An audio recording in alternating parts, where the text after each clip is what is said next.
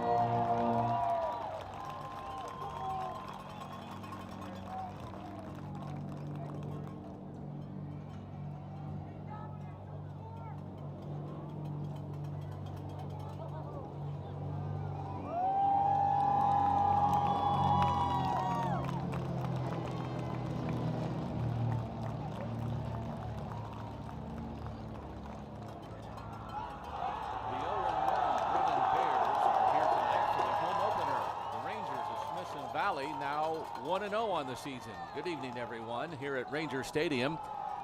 On the Ranger Network, I'm Tony Brubaker alongside Brian Hill. And Brian, this is the home opener, so it's a big deal for everyone here. And Brennan is obviously an opponent. Even though they're 0-1, they can cause some havoc as well.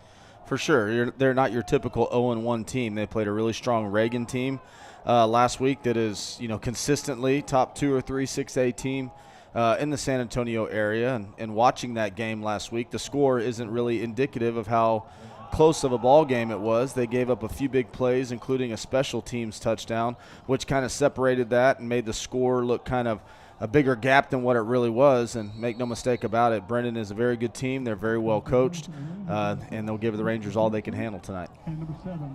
The Rangers will receive the opening kickoff, which means Brennan will kick it off.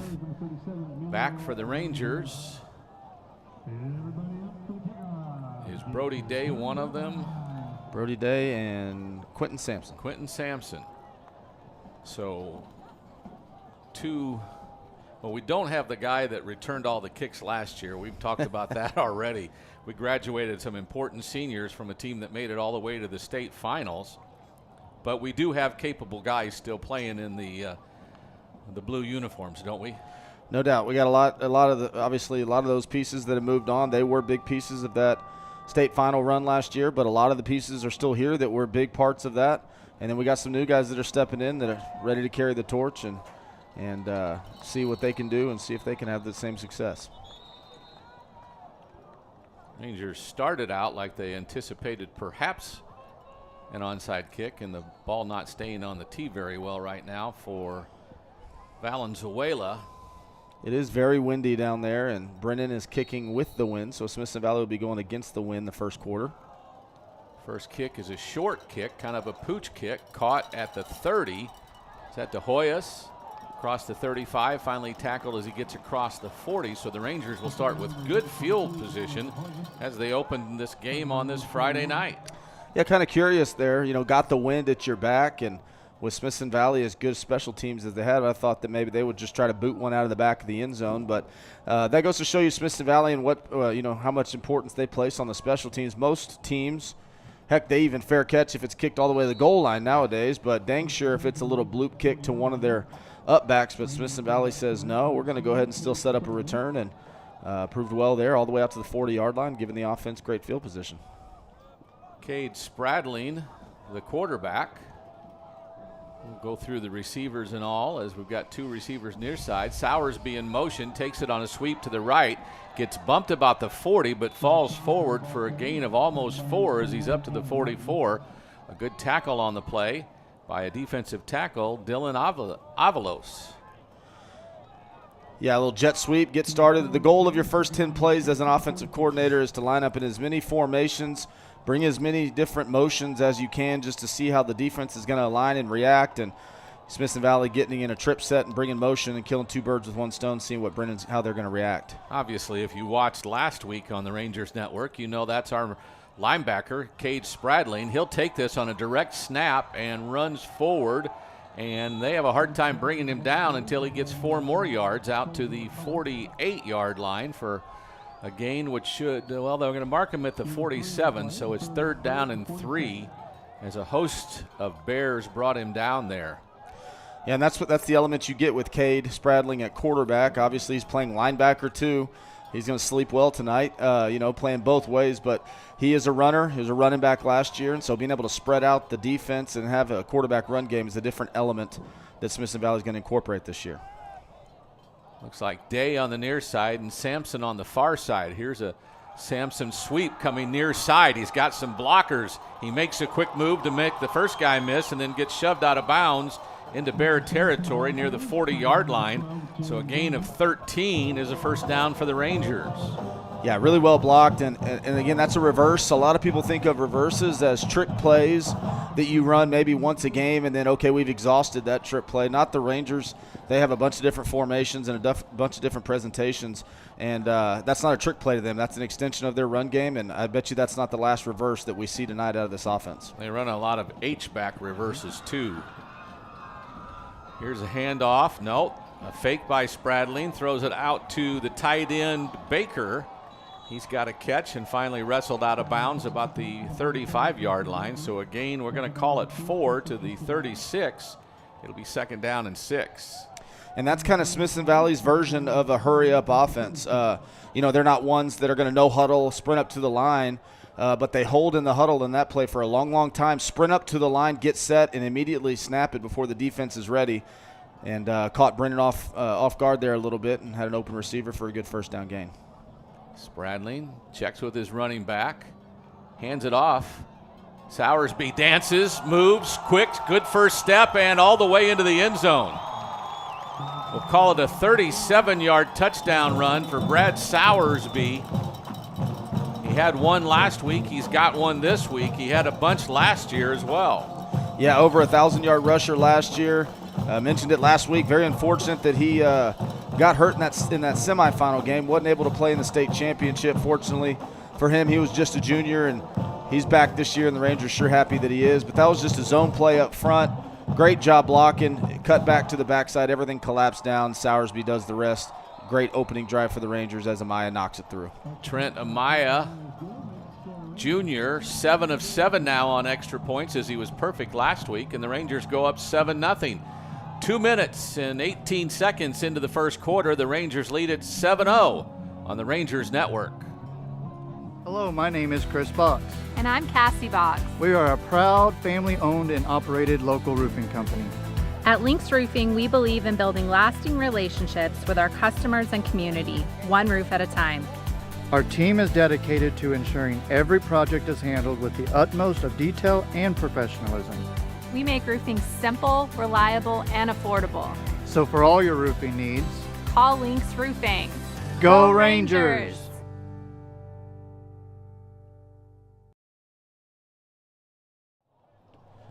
And we're back to Ranger Stadium.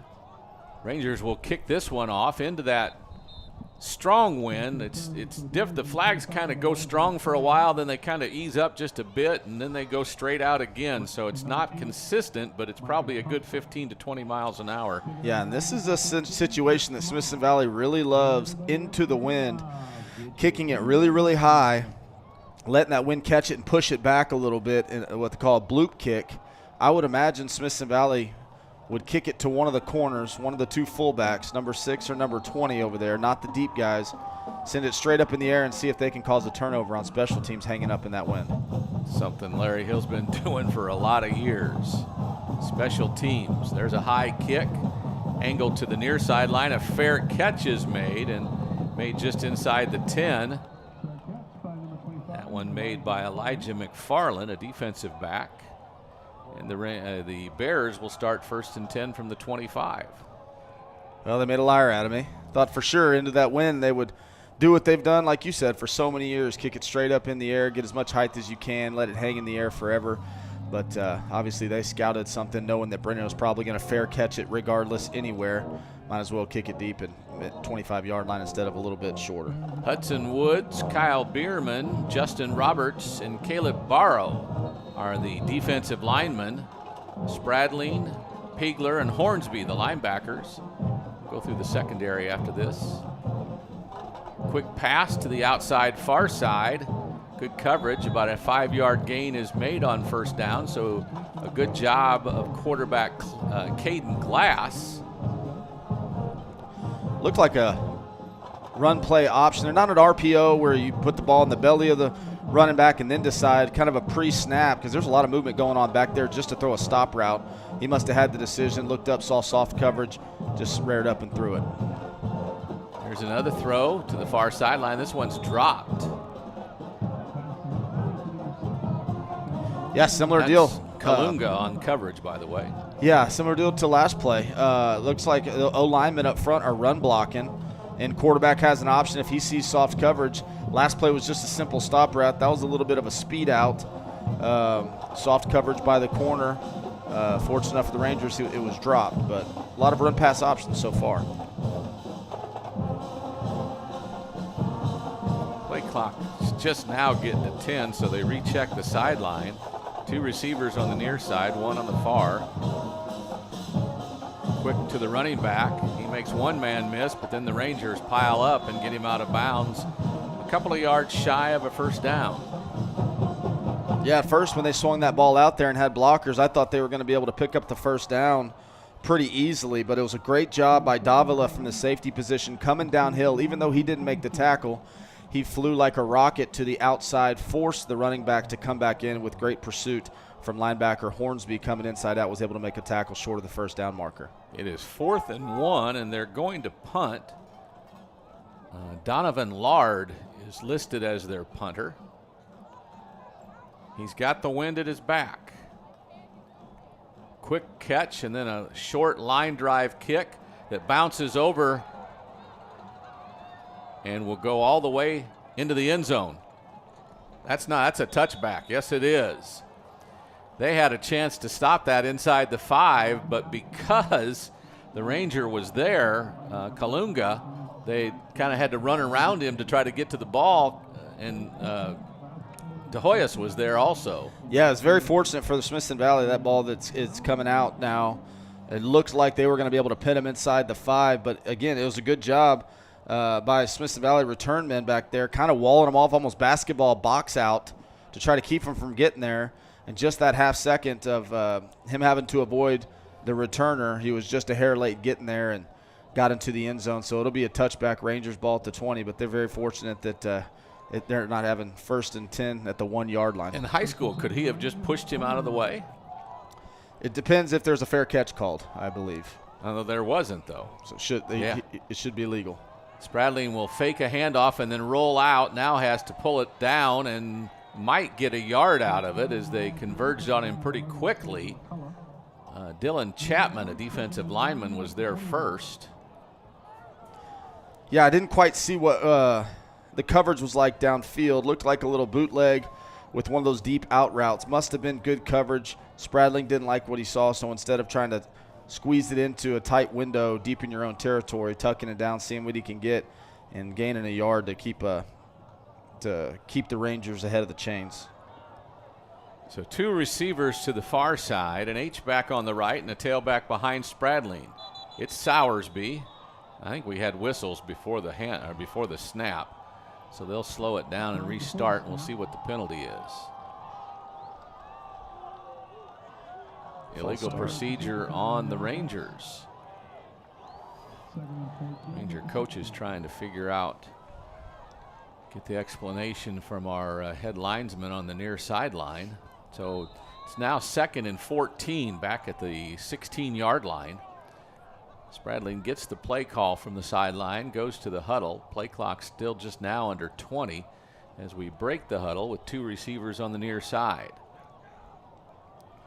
Tight end is on the right along with the H-back. Sowersby still the tailback. And we give it to him. He bounces out. Has a lot of pursuit and a lot of defenders there to bring him down. So not much room. In fact, he might have lost a yard or two. They mark him back at the 14. There were a lot of defenders there, including Jakari Jones, a linebacker.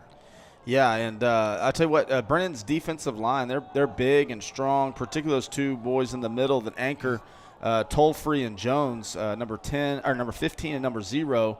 They're hard to move. That looked like an RPO. Spradling had his eyes downfield. He could have pulled it and thrown, but there was 3 DBs over 2, so he decided to leave it with the running back, bringing up a 3rd and long here. So 2 by 2 with 2 receivers either way. It's a draw. Spradling's hit. The ball's loose. Who got it? I think an offensive lineman might have been the first one down on it, but it'll be 4th down. Yeah, it looked like he had an initial crease, calling quarterback draw. If you pick up a 3rd and 16, there's not a whole lot of good plays that you can call with 3rd and 16. Yeah. So with the guy who's athletic as Spradling is running the ball, let's call quarterback draw, see if we can get a first down. If not, let's at least get some yards, add some to our punt. Very fortunate that we recovered the fumble, but now we're going to have to punt into the wind. Brody Day line drives it, hopes he can get some roll, and it'll barely, not even quite, get to midfield. It stops with the wind knocking it down, and a low line drive anyway goes out to the 47. So we'll call that 37 yards on the punt. Which doesn't sound like a whole lot, but it's pretty good against that wind. Yeah. That's the difference that the wind plays. Brennan, their opening drive, they go 3 and out, and they punt with the wind, and they dang near pin him on the 1-yard line.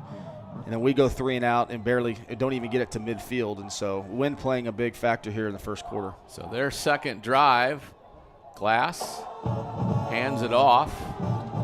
Thompson has a nice surge by the offensive line and ends up getting about 7 or 8 yards, maybe more. We'll call it almost 9. Yeah, good push up front by Brennan's offensive line. Good job by the back just tucking in there tight, and they're going to go quick here on 2nd and short. Glass wants to throw to the edge. A good catch and then a hit. Rangers converge quickly.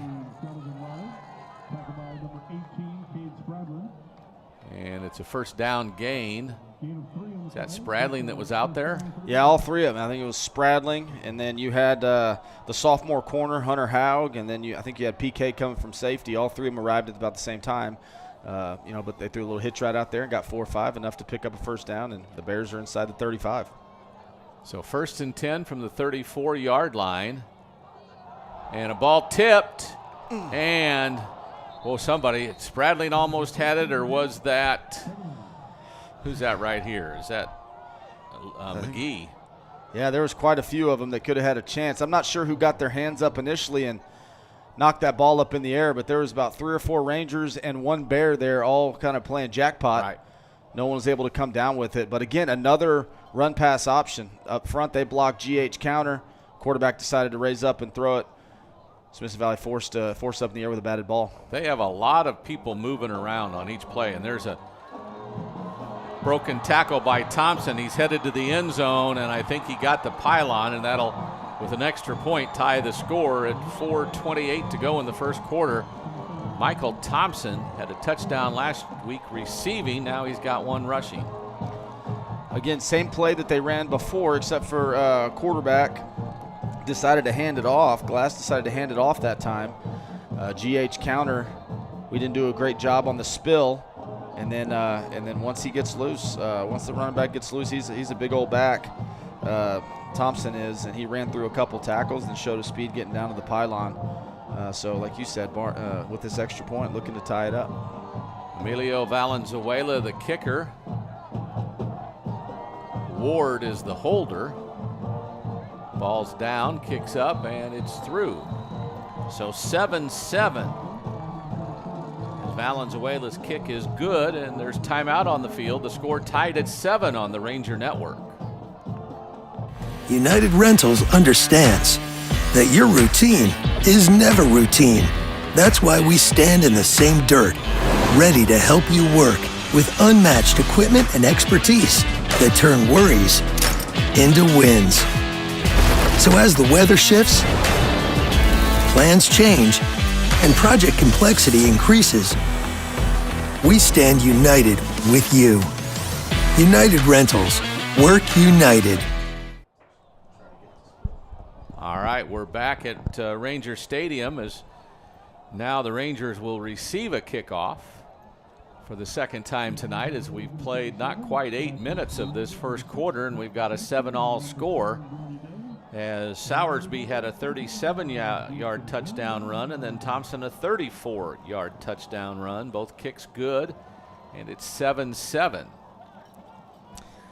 Again, we talked about it right before when that drive started about that wind. You know, Smithson Valley having to go 80-plus after their defense forced a punt. Then Brennan had a very short field, only about 40 yards there. So this picked by Day at inside the 15. He's got some blocks. He's got a seam. He's near the sideline and finally shoved out of bounds.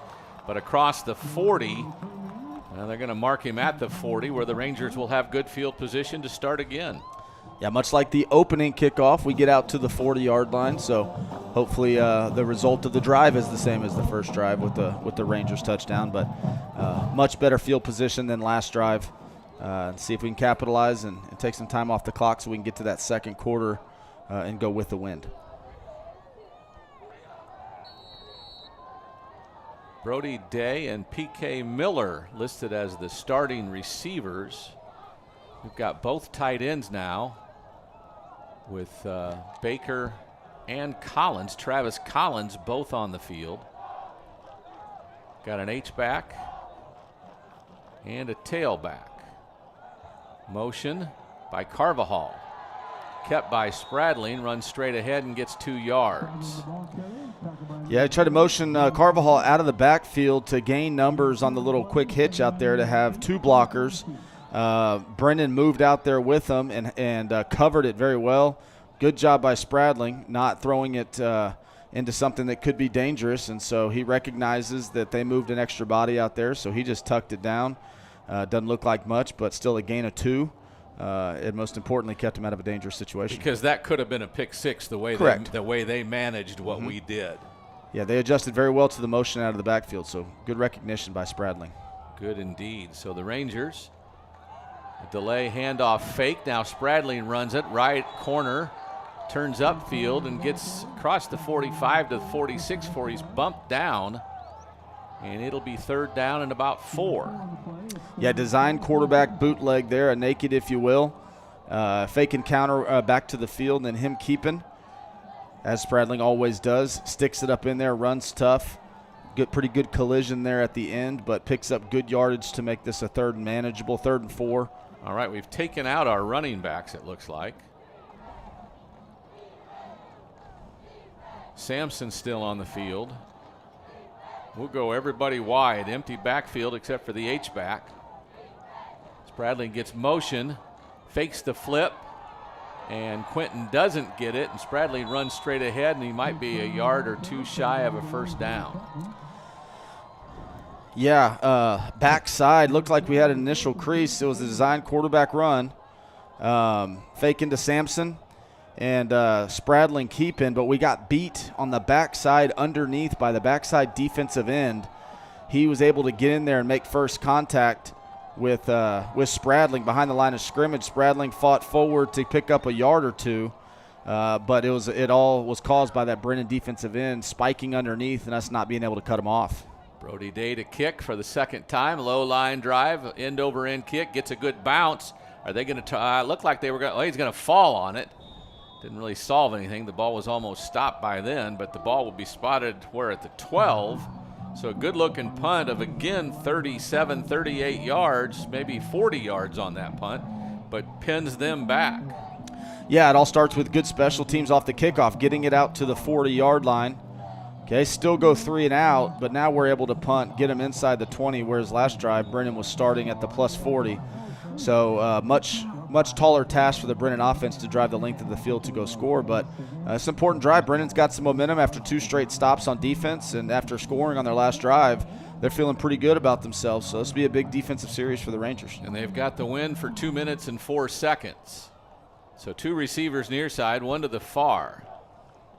Glass hands it off. Thompson Doesn't get much. A couple of yards, then he's picked up and thrown back. Yeah, similar play to what they Hornsby, scored on. I think, got that one. Yeah, and I think Hudson Woods was in there, had a bunch of guys, but similar play to what they scored on. That one was a wipe-off zone, but good job by Woods getting underneath it and not allowing him to hit it straight downhill, causing him to bounce a little bit and dance.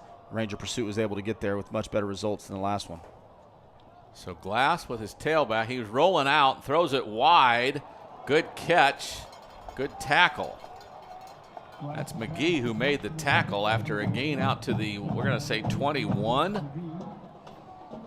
So we should have a 3rd and 1 coming up for Brennan here. Yeah, a little short rollout. Wide receiver just extended himself, got over by the sideline trying to stretch the defense. Quarterback found him. Nice little pitch and catch there, but paid the price with McGee coming downhill with a hard hit there. Bring up a 3rd and short with a big 3rd down for both sides here. They brought another tight end, so both tight ends are on the field. Got one receiver either way, empty backfield. Now motion, quarterback keeper, and I don't think he got it. Bunch of Rangers. Spradling and also Bierman in on the tackle. That was a good stop. Yeah, it was. Coach Worsty and his defensive staff drew up a beautiful play there. It looked like a 6-1 goal line. Both of our outside linebackers were up on the line of scrimmage, so you basically had 6 defensive linemen with a Mike linebacker. Everybody pinches inside to stuff all the running lanes. Great stop by the Rangers, forcing a punt. With 10 seconds to go, here's a punt.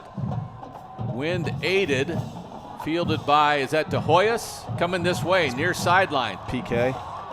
That's PK Miller, I'm sorry.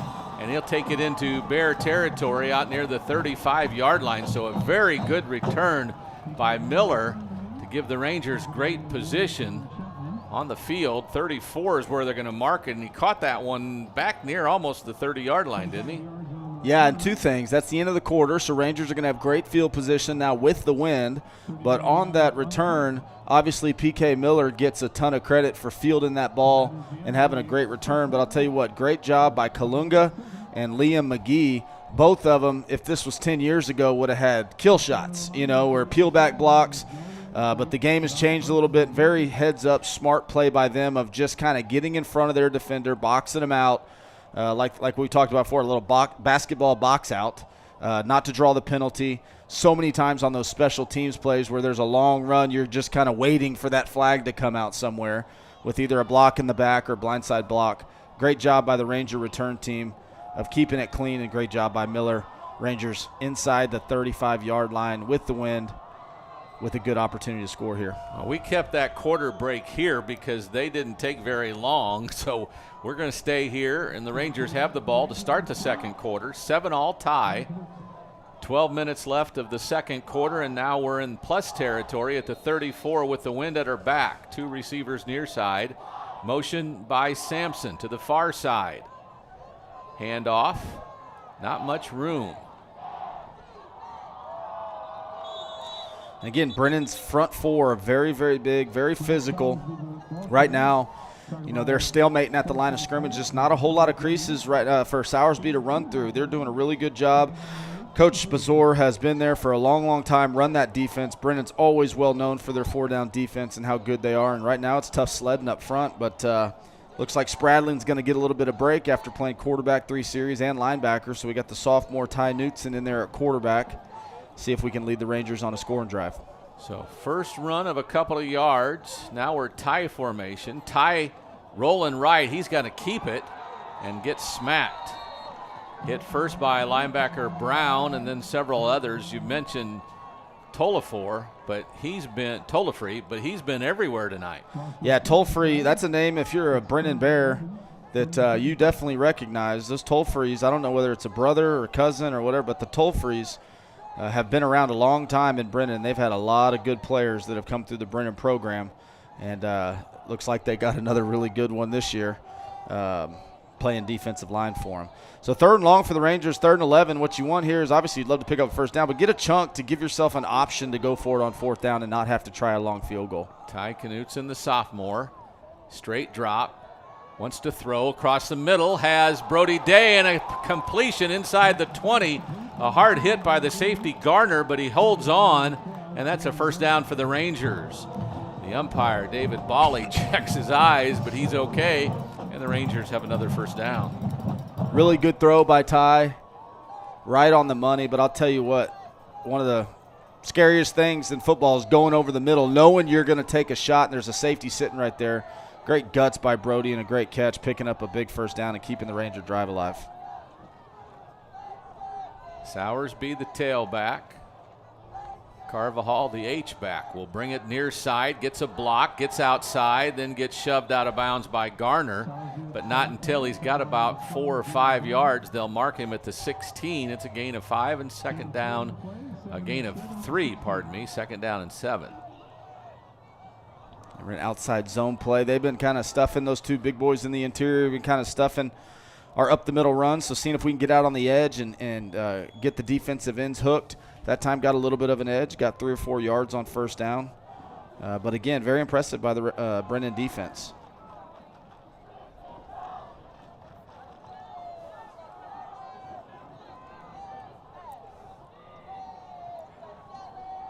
Two receivers, Miller in motion.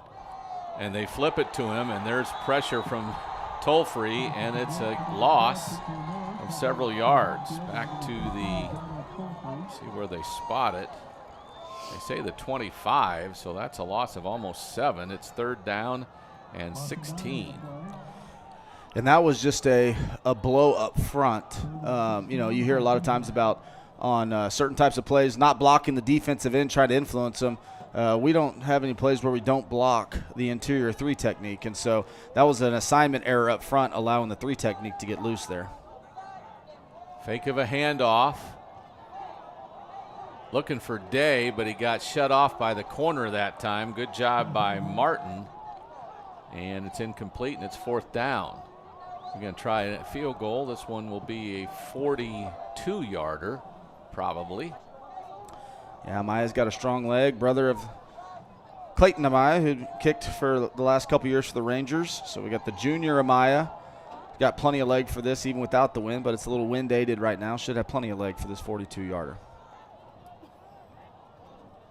Snap is good. The hold's down. The kick's up. It's got distance, and it's between the up. No, it's far. It's far left, wide left. So the kick's no good with 8:39 to go. We'll keep it here, as I think they won't take much time to switch out offense and defense, as Brennan will now have the ball from the 25, 1st and 10. Yeah, and that's tough when you get that good a field position. Starting out as the offense, I think they're on the 34-yard line, 35-yard line, something like that. To get no points out of it is obviously disheartening for the offense, but a few negative plays here and there that knocked the Rangers back. They were able to overcome one of them with the big pitch and catch from Ty to Brody Day, but then that loss on the missed assignment up front set them behind the chains. And again, disappointing not to get any points out of that, but still Brennan backed up a little bit, and if we can get them to force the punt against the wind, it'd be good. Glass, a little receiver screen, but it was dropped by Thompson. It looks like they had that tunnel screen set up pretty good. Had a tight end or a lineman come out here and kick the corner out. Looked like he was going to hit that tunnel for a few yards. Rangers fortunate the ball was dropped there, bringing up a 2nd and 10. Our secondary of Kalunga, Davila, Miller, and McGee. Now Hogg is in at the left corner position. McGee still here at right. It looks like Sampson or De Hoyos is in it. Well, Pigler's in at linebacker. There's a pickoff, and there's a touchdown on a pick 6. Great job by Hogg that time as he read the receiver and stepped in front. Old sophomore Hunter Haug, man, he coaches kid. He's been around the game for a long, long time. His dad's on the staff. He's been watching Ranger football for a long time, and happy for him. Brennan has done that 3 or 4 times where they have a run play and they have a little quick game tag with it, and they've thrown the stop route in front of our corners 2 or 3 times. So it's just a matter of time before our corners stopped backpedaling and able to come downhill. Haug read it perfectly, timed it perfectly, caught it, took it to the house for a defensive touchdown, And we're going to see plenty more of Hunter Haug here in the next 3 years. Did we miss that kick? I believe so. The scoreboard still says, well, we're going to take a break. The Rangers are up a touchdown right now. 8:27 to go in the second. This is the Ranger Network. Tonight's broadcast on Rangers Network is brought to you by the Branch Neighborhood Grill, Keith Wing Custom Builders,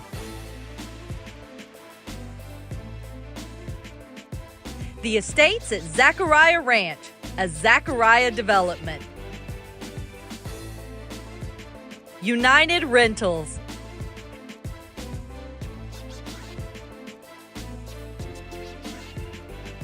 Lynx Roofing, Advanced Auto Parts. All right, we're back at Ranger Stadium. The Rangers will kick this off, this time with the wind at their back. Amaya's kick is in the air and should be through the end zone, and it lands in the back of the end zone for a touchback. Rangers up 13-7. The kick was missed. Neither one of us really saw it as we were talking about other things, but Amaya's now missed a field goal and an extra point on that end zone. So it's a 6-point advantage for the Rangers. Again, 8:27 to go in the second.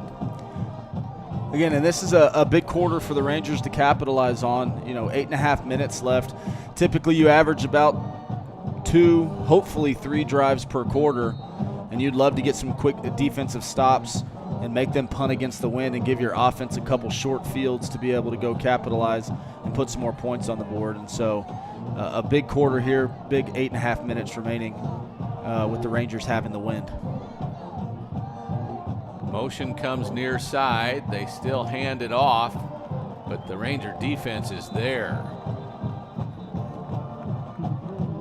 I'll tell you what, Who grabbed him initially? Was that was Hudson Woods? that right Woods there. that grabbed him and then got help? Yeah, very few guys can squeeze on a tackle veer down block, get underneath the puller, knock him out of the way, and still wrap up the running back for a tackle for loss. But that's Hudson Woods for you. Excellent play, and a couple other Rangers coming to finish it off. Talked about this earlier. The best thing about him is he's still a junior. Correct. Seems like he's been playing forever, but that was his older brother. Thompson runs it, gets tackled. Spradling hit him low. Roberts got him, cleaned him up. A gain of a couple. Let's call it 4 to the 29. It's 3rd down and 6. Roberts in there. Woods again. Going back to Woods. He's got multiple Division I offers, but lucky for us, he's committed to the Rangers for one more year. So he'll end up playing on Saturdays, but we look forward to seeing him more on Friday nights this year and next year. Yes, indeed. Third and long. 3rd and 6 from the 29-yard line.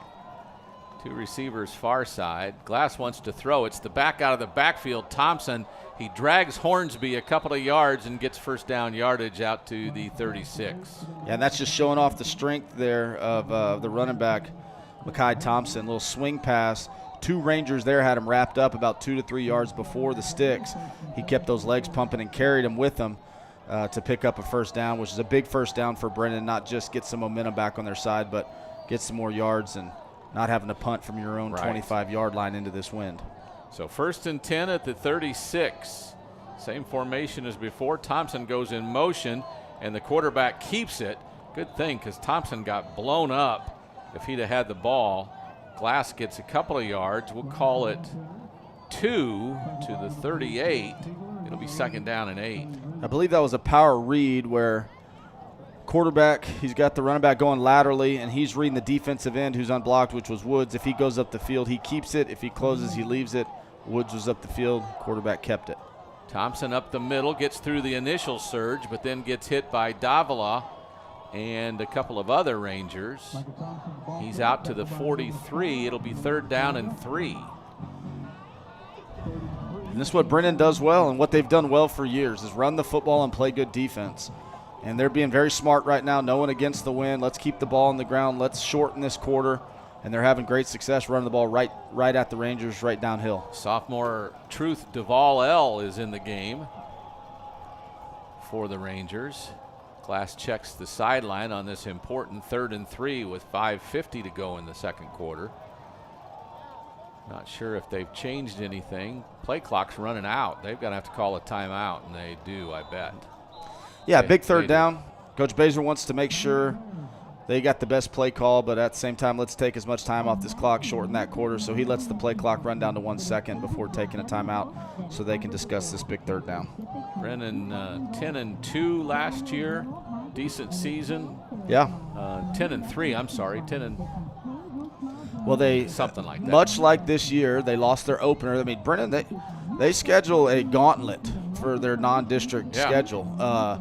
You know, I think last year they opened up with Steele, and Steele won. That was one of their losses, and I think they ended up falling to Lake Travis in the playoffs. They did, yes. And then this year they schedule Reagan for their opener, and then Smithson Valley for their second game. And so Coach Baser's not afraid to schedule very tough non-district opponents to get themselves ready for district. And even if they come up short on either one of the games or both, he knows that it's going to get his team better and a lot of teaching tape to get them ready for district battles. They've had some players. A defensive end, Derek Roberson, was in the NFL for a couple of years from 19 to 21. And they've got some other players around the college game right now. We'll talk about those later. Here's motion coming near side on 3rd and 3. They give it to a backup running back. That's Mikhail White, and he's going to go the distance. Davila chasing, but he won't get there. And that's a very long run of 58 yards. 5:28 the time on the second quarter. And a 58-yard touchdown run. Yeah, handoff, and it was a read. Quarterback could either keep it. Defensive end came right at him, so he left it with the running back. He hit it out the front side, bounced off of a would-be tackler, and then showed his speed, running away from everybody. Davila had a chance with great effort to get him right there inside the 5, but he was able to take it to the end zone, and with this PAT, Brennan Bears could take a lead. They talked about going for 2, but Valenzuela will kick it up, and it goes through. So they take a 14-13 lead with 5:28 to go in the first half. There's timeout on the field on the Ranger Network.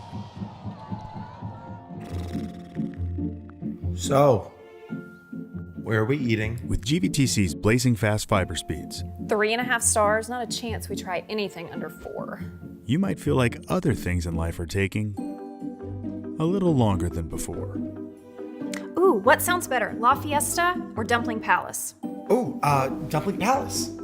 Ew, gross. We may not be able to speed up your dinner decisions, but we can provide fast and consistent premium Wi-Fi to search all the available options.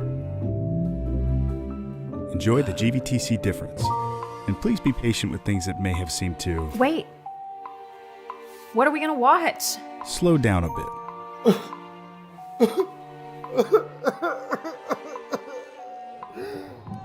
Valenzuela will kick it off for the Bears into the wind. It's a pooch straight up in the air.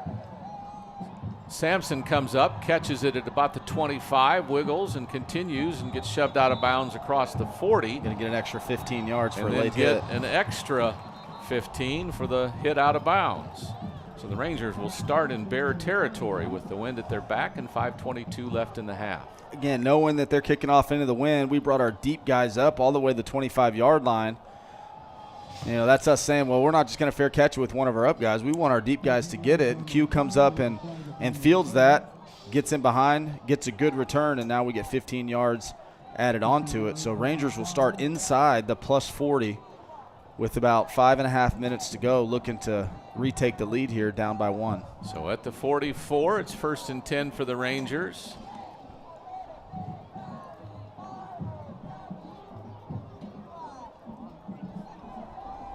Spradling back at quarterback. Fulton, Gugliotti, Miller, Acosta, and Verrete, the offensive line starters. Cisco, the H-back, is on the right side as we come right. Handoff, not much there. Big number 0, Dylan Avalos, knocked down to Hoyas after no gain. Yeah, I've been impressed with Brennan's linebacker, number 9, Gage Brown. He's all over the field. We talked about how good their defensive line is because they're such a force in the middle. Our double teams are having a hard time getting off and getting up to the linebacker level, which is allowing Gage Brown to kind of run free, and he's been in on a number of tackles and arrived with bad intentions multiple times. So it's 2nd down and 10. Fake the handoff. Spradling wants to throw. Ball tipped up. It might have been intercepted. Avalos got it, and it's Brennan ball at the Ranger 47 or 48. Yeah, I didn't quite see whether or not it was his arm was hit right when he was about to throw it or whether it just slipped out. But, you know, it would have been 50-50 on whether that was a fumble or his arm was coming forward incomplete, but it didn't matter because he caught it in the air. Dylan Avalos caught it in the air. So an unfortunate situation for the Rangers after getting outstanding field position in the plus territory, first play of the drive. And now you're putting back a tired defense out there because let's not forget the defense was on the field for a drive. Then they got a pick 6, had to go right back out there for a long period of time and then the touchdown. And then only one play by the offense, and now defense is back out there. And so defense has been out there a lot of snaps for the Rangers, and this is a big drive with only 4.5 minutes left in the half. Motion. Glass wants to throw, gets out of containment, and now is on the run. And he'll get about 10 yards before he's finally shoved out of bounds across the 35-yard line. So a gain of almost 15 by Mr. Glass, Caden Glass. The Bears are threatening again. And it's the added element that a mobile quarterback gives you. Great coverage downfield by the Rangers secondary. Nobody there, but he was still able to tuck it down and go pick up a first down on the scramble. Thompson with the handoff, avoids one tackler who then comes back and pulls him back. I think that was Justin Roberts on the field. Yep. Roberts and Woods both in there, clogging up the lanes, finally wrapping them up for a short gain of only 1 yard. So 2nd and 9. And you got to think this is 4-down territory for Brennan. You know, too far for a field goal into this wind. But if you punt it in the end zone, you're only giving up about 15 yards, a field position because it'll come out to the 20. So you got to think you got to stop him for 4 plays here. Motion by the tight end. Glass to throw, has a receiver. It's Thompson, and he drops it again. Second time tonight he's dropped it. Yeah, he dropped it, but Hornsby was right there playing assignment football. He was on the back, coming out of the backfield, and so I think even if Thompson was able to hang on to that, Hornsby's probably going to make the tackle right there for no gain or a very short gain. But again, 3rd down here. If I'm Brennan, I'm not necessarily thinking I have to throw something past the sticks. I'm trying to get it to 4th and manageable, thinking it's a 4-down territory. It's exactly what they're doing with the handoff. Hand it to Thompson. Got some blocking, gets clogged after about 4 yards. Out to the 31, a gain of 4 makes it 4th down and about 6. That's exactly what they wanted to do there. Hey, we'll hand it off, and if we get the first down, great. But let's make it a medium yardage situation, knowing that we're going for it on 4th down. So good play call by the Brennan offensive coordinator, knowing you got 4 downs to get it. And now you'd really like to see a Ranger stop here. They're tired on defense, been out there a lot of plays, but you'd love to see a stop here and let the Smithson Valley offense get one more drive before halftime with the wind. So they'll break the huddle. Play clock at 5. They've got to hurry. Glass tries to get his offensive line. Now they're going to call another timeout, I bet. And they do before the play clock runs out. Yeah, another timeout, but taking as much time off the clock as they can. Trying to shorten this quarter, shorten the game a little bit. And again, obviously big. Anytime you're going for it on 4th down, it's a big deal. And so want to make sure they got the right play. So 2:52 to go in the half. It's 14-13. Brennan up by a point. The Rangers missed their second extra point. The second touchdown's extra point to be down by the point here at 14-13. Defense, as Brian's mentioned, been on the field for quite a while here in the second quarter. And now they've got to come up with a 4th down stop at 4th and 6 from the 31. Obviously, their MO probably not just going to straight hand it off, and they don't really do RPOs, but maybe if a chance to hand it off on a read and then a quick throw? What? I would expect the quarterback having the option of giving it or pulling it on this one, or have some quick routes that he can catch and throw, and if nothing's there, then tuck it down and run because he is a mobile quarterback. So I'd expect some sort of read game here or some quick game with the quarterback freedom to be able to pull it down and run it himself. So Glass. They're going to go an empty, so it's either going to be quarterback draw or a quick throw. 2 receivers either way, a tight end on the near side. Now motion by White. And they'll fake it and throw it this way. Catch is made, but it's not a first down. Great job by the Rangers. Great hustle by the middle linebacker, Caleb Piegler. Yeah. He ran all the way from the middle of the field on a tunnel screen route outside the numbers and still made a tackle for only about a 2-yard gain. Excellent hustle and showing great sideline-to-sideline speed. Great stop by the Ranger defense, bailing the offense out, and now we'll see if the offense can get it going because they had a stellar first drive scoring, but since then they haven't really done much. Our other touchdown has come off of a defensive pick six. So you'd really like to get a good drive here, get some points out of it, momentum going into the half, and take advantage of this wind. See if we can do it with one more drive here before halftime. Sophomore Kai Knutson is in there at quarterback with 2 receivers either way. Snap, straight drop, some protection, throwing it far sideline, and that's intended for Sampson, but coverage was good, and he never had a chance to get to the ball. Yeah, taking a shot with the speedster Q down the sideline. Been impressed with Brennan's corners. That one was number 4, Riojas. But then down here on the last drive, we tried to also throw a little go route to Day. Both corners did a really good job, Riojas and Aiden Martin, of stacking the receivers, kind of getting in front of them, not pass interference, but kind of getting over the top of them. Delay handoff. Sowersby doesn't get much. They're there. Again, 0 and 1. Chapman and Avalos saying no more. Yeah, and they're Brennan's defense is showing their strength right now. We're not getting much movement up front on those 4 D linemen, and those linebackers are pursuing, making our run game bounce to the outside quite a bit, and then linebackers and safeties are doing a good job of spilling and running the alley. And so Rangers 3rd and 9 here. See if we can pick up a first down. I was expect if we did pick up the first down, now we'll start speeding up our tempo and using some timeouts. Game clock under 2 minutes to play in the half. Knutson has a blitzer and drops the ball and picks it up and gets tackled. So a big loss, clear back to the 14-yard line, and the Rangers will have to punt. Goodness, the good thing the wind's at our back. And Coach Bazer's going to take a timeout, thinking his offense is going to have, he wants to save as much time as he can and see if his offense can get one more score before the half. And so he's using his last timeout. So Brennan's offense will come back out. They'll have no timeouts, but obviously high school football, the clock stops on a first down and out of bounds, incompletes. And so, he's sitting here thinking we got a minute and a half to maybe go down and get some more points or maybe get into field goal range. So the Ranger defense will have to come out. The good news is they have them pinned back at the 14.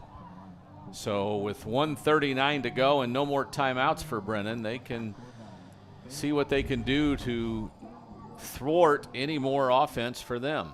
Yeah, Brennan's putting 2 returners back on their punt return unit, trying to be able to get their hands on the ball. Smithson Valley does such a good job of that low end-over-end punt, punting it away from returners to try to get that ball on the ground and roll and not let them have a return. But Brennan's got 2 guys back there. See if they can get their hands on one. Brody Day, the punter. Umpire still holding us up right now. Now he gets out of the way.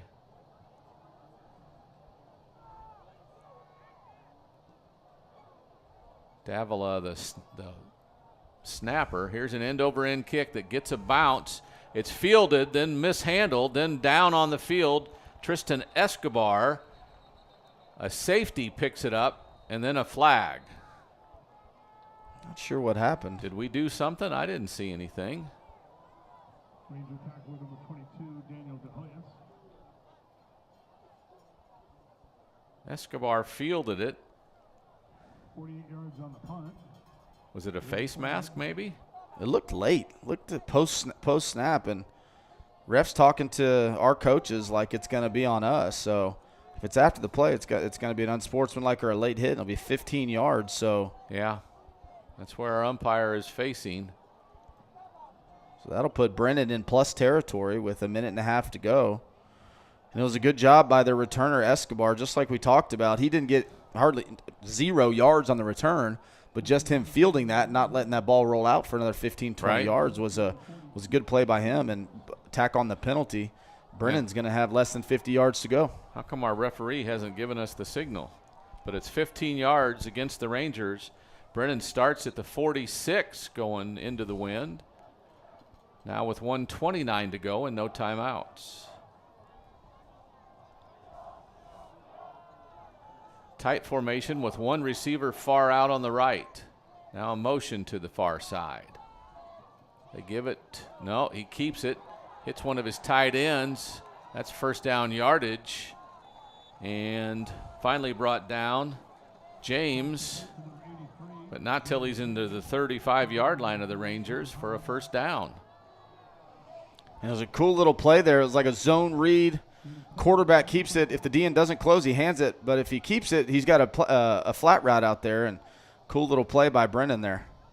They hand it to Thompson. Blocking's just okay, and the Ranger defense stops him. Gets back to the 35-yard line, so a gain of 1. It's 2nd and 9. It's the big boys inside. Stop that one. Again, talk about Woods a lot.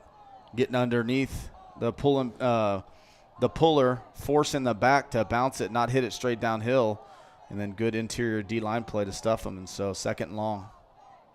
A little bit of a blitz up the middle on a pass. It's out, and a good catch is made. Coverage on the play by McGee. They've got the ball at the 15-yard line. See if we can get the number. And Brennan fortunate that they're going to. That's LeBron Lee, a senior. Yeah, the referee saying it's an official timeout. One of the offensive linemen for Brennan's helmet came off. So it was an official timeout to be able to bring in a substitute. So, they pick up a good chunk, and the clock didn't even start. Here it goes. We're under 30 seconds to go now as they snap it and spike it. So it's 2nd and 10 with 29 seconds to go, and they'll have a minute here to come up with a call from the sideline. Play clock at 30.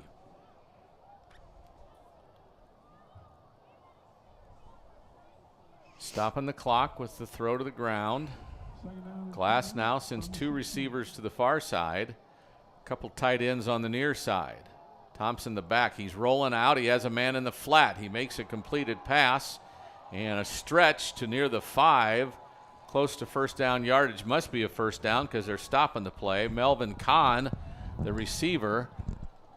It's now 1st and goal from the 5. Under 20 seconds to go in the game, and they'll spike it again and stop the clock with 17 to go, and it'll be 2nd and goal from the 5.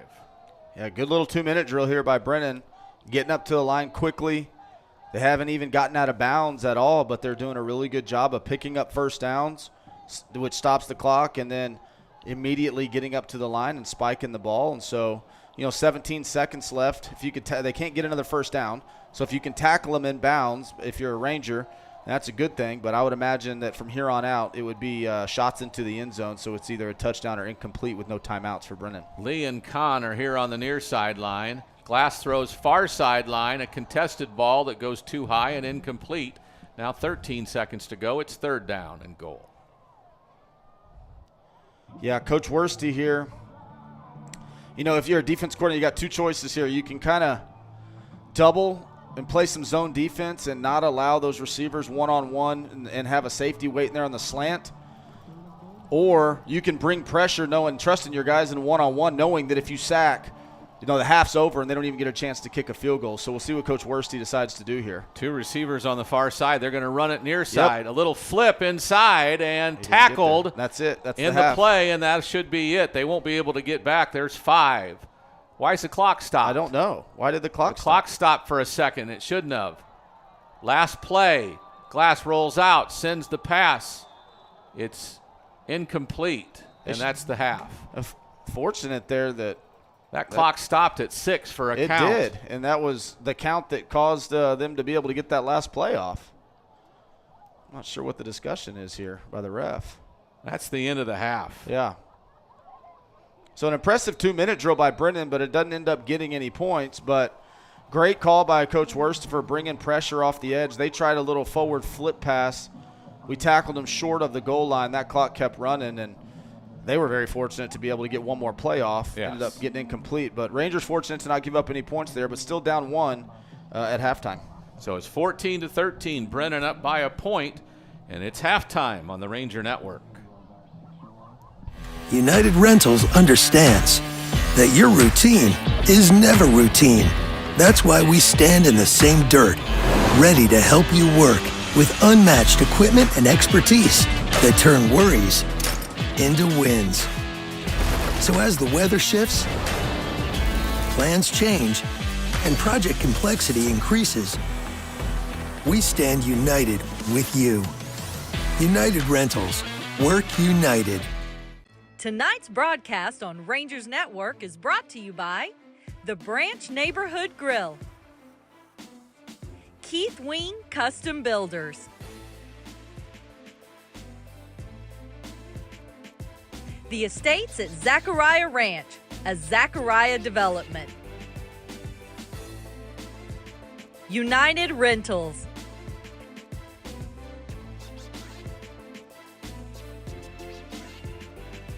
Lynx Roofing, Advanced Auto Parts, and Wick Productions. Hello, my name is Chris Box. And I'm Cassie Box. We are a proud family-owned and operated local roofing company. At Lynx Roofing, we believe in building lasting relationships with our customers and community, one roof at a time. Our team is dedicated to ensuring every project is handled with the utmost of detail and professionalism. We make roofing simple, reliable, and affordable. So for all your roofing needs, Call Lynx Roofing. Go Rangers! The Branch Neighborhood Grill is proud to sponsor our Smithson Valley athletes. We are located just off of Highway 46.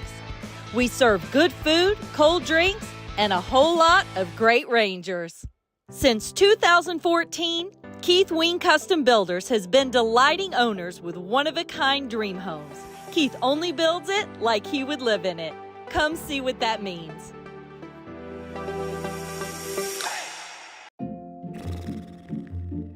So, where are we eating? With GVTC's blazing fast fiber speeds, 3.5 stars, not a chance we try anything under 4.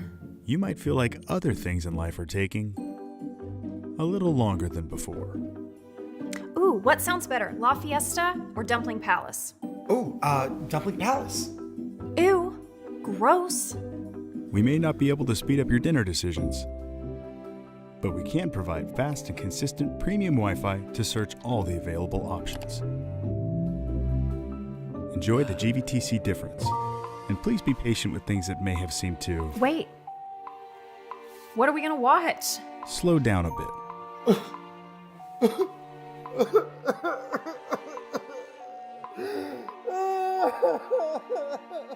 GVTC, connecting you.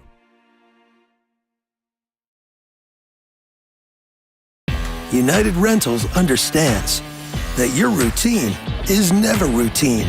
That's why we stand in the same dirt, ready to help you work with unmatched equipment and expertise that turn worries into wins. So as the weather shifts, plans change, and project complexity increases, we stand united with you. United Rentals. Work united. Tonight's broadcast on Rangers Network is brought to you by the Branch Neighborhood Grill, Keith Wing Custom Builders,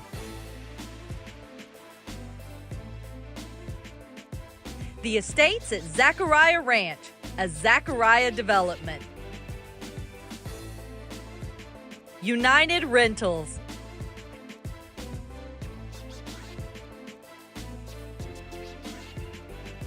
Lynx Roofing, Advanced Auto Parts, and Wick Productions. Hello, my name is Chris Box. And I'm Cassie Box. We are a proud family-owned and operated local roofing company. At Lynx Roofing, we believe in building lasting relationships with our customers and community, one roof at a time. Our team is dedicated to ensuring every project is handled with the utmost of detail and professionalism. We make roofing simple, reliable, and affordable. So for all your roofing needs, Call Lynx Roofing. Go Rangers! The Branch Neighborhood Grill is proud to sponsor our Smithson Valley athletes. We are located just off of Highway 46. We serve good food, cold drinks, and a whole lot of great Rangers. Since 2014, Keith Wing Custom Builders has been delighting owners with one-of-a-kind dream homes. Keith only builds it like he would live in it. Come see what that means.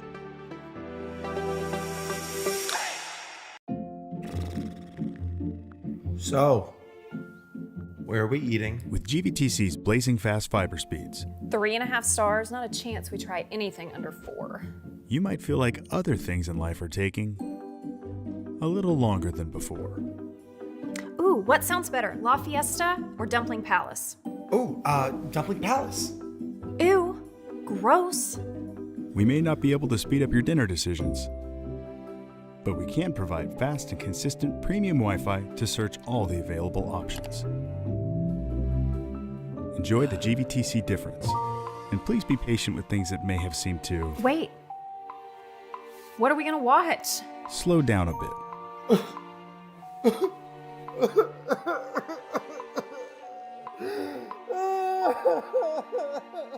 GVTC, connecting you.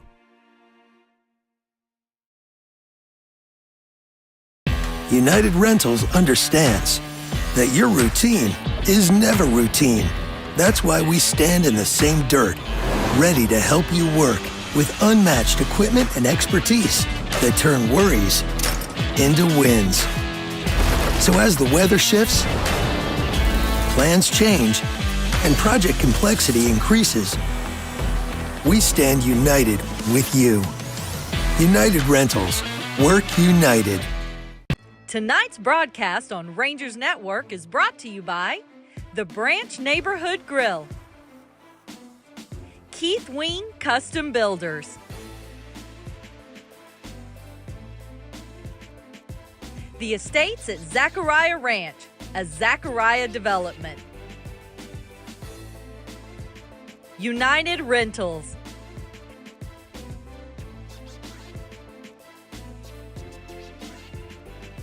Lynx Roofing, Advanced Auto Parts, and Wick Productions. Hello, my name is Chris Box. And I'm Cassie Box. We are a proud family-owned and operated local roofing company. At Lynx Roofing, we believe in building lasting relationships with our customers and community, one roof at a time. Our team is dedicated to ensuring every project is handled with the utmost of detail and professionalism. We make roofing simple, reliable, and affordable. So for all your roofing needs, Call Lynx Roofing. Go Rangers! The Branch Neighborhood Grill is proud to sponsor our Smithson Valley athletes. We are located just off of Highway 46. We serve good food, cold drinks, and a whole lot of great Rangers. Since 2014, Keith Wing Custom Builders has been delighting owners with one-of-a-kind dream homes. Keith only builds it like he would live in it. Come see what that means.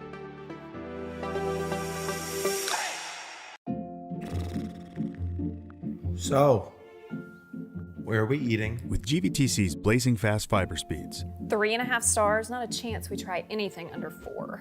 you might feel like other things in life are taking a little longer than before. Ooh, Ooh, what sounds better, La Fiesta or Dumpling Palace? Oh, Dumpling Palace. Ew, gross. We may not be able to speed up your dinner decisions, but we can provide fast and consistent premium Wi-Fi to search all the available options. Enjoy the GVTC difference, and please be patient with things that may have seemed to Wait.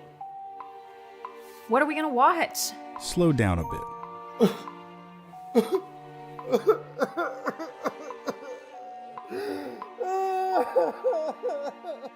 GVTC, connecting you.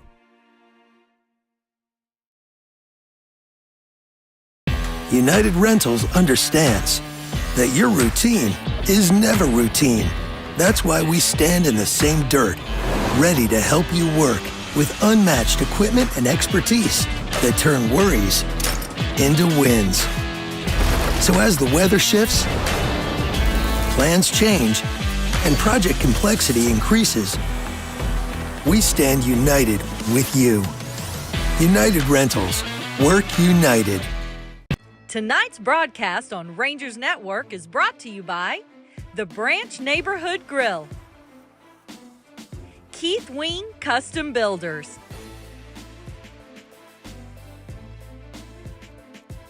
the Estates at Zachariah Ranch, a Zachariah development,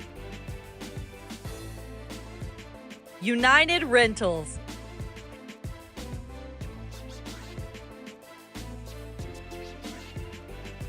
Lynx Roofing,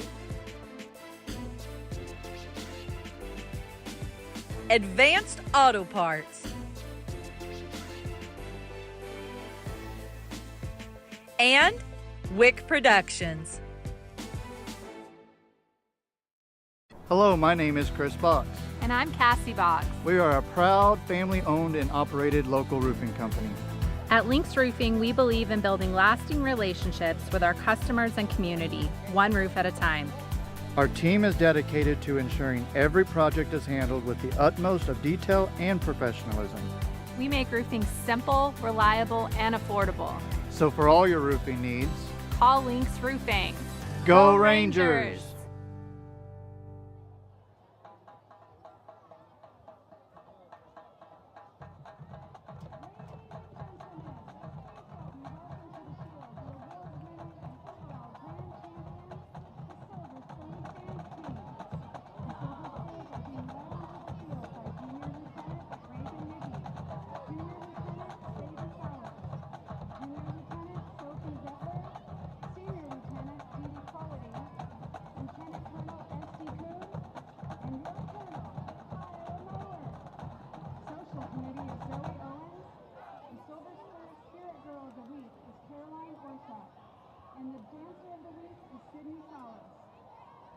Dancing to Starships tonight, the Silver Spurs will be performing their traditional high kick routine, played by our amazing Ranger Band. Please put your hands together for your Silver Spurs.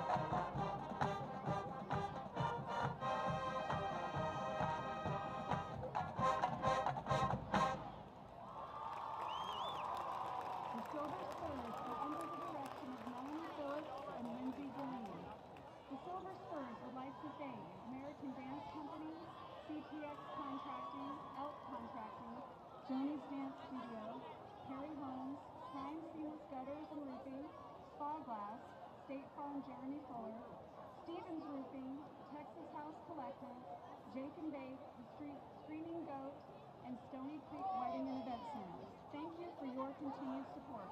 Let's hear it one last time for your Silver Spurs. And now on the sideline, please help me welcome the Smithson Valley Color Guard. The 2024 Color Guard officers are Spear Esmond Chavez, Isaiah Hargrove, and Rebecca Schmidt. Lieutenants Ashley Dozikowski and Mary Grace McCash, Captain Brennan Gold, and your commander, Greg Colton. Please welcome the Smithson Valley Color Guard as they perform a feature routine at the Chapel Road Summer Mist Got to Go.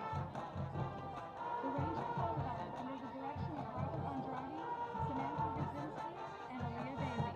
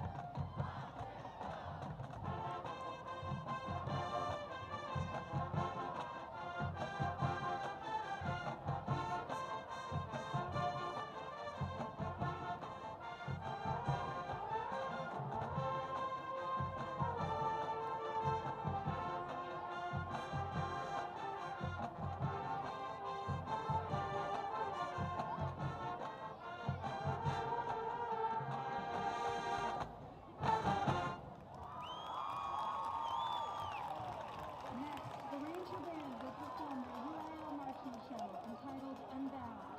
Their show will feature the music from Marcon, Bon Jovi, Orenson, Rossini, and Ben Hilton.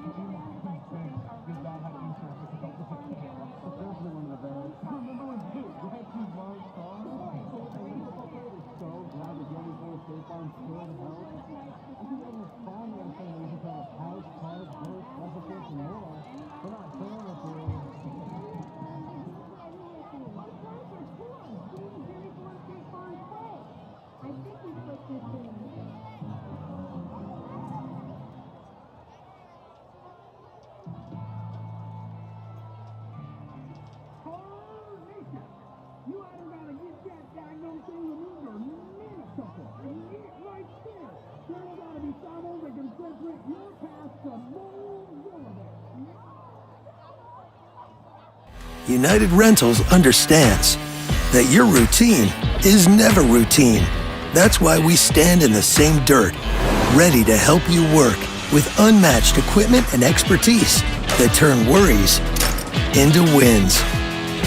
So as the weather shifts, plans change, and project complexity increases, we stand united with you. United Rentals. Work united. Tonight's broadcast on Rangers Network is brought to you by the Branch Neighborhood Grill, Keith Wing Custom Builders,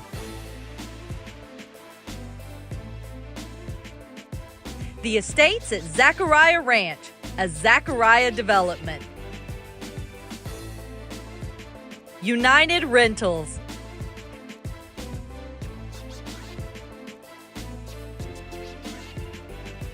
Lynx Roofing,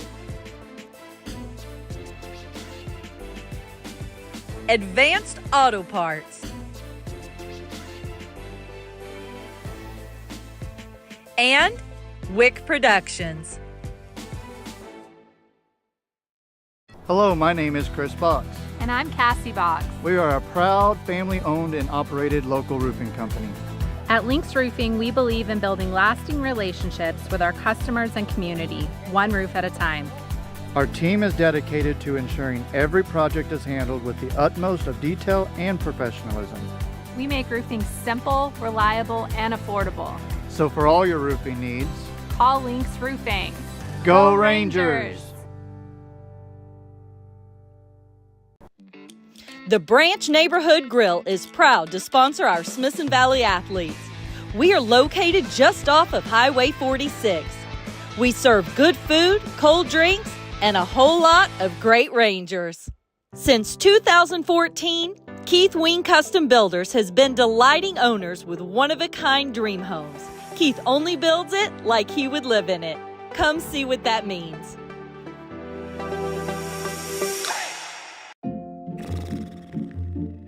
So, where are we eating? With GVTC's blazing fast fiber speeds, 3.5 stars, not a chance we try anything under 4. you might feel like other things in life are taking.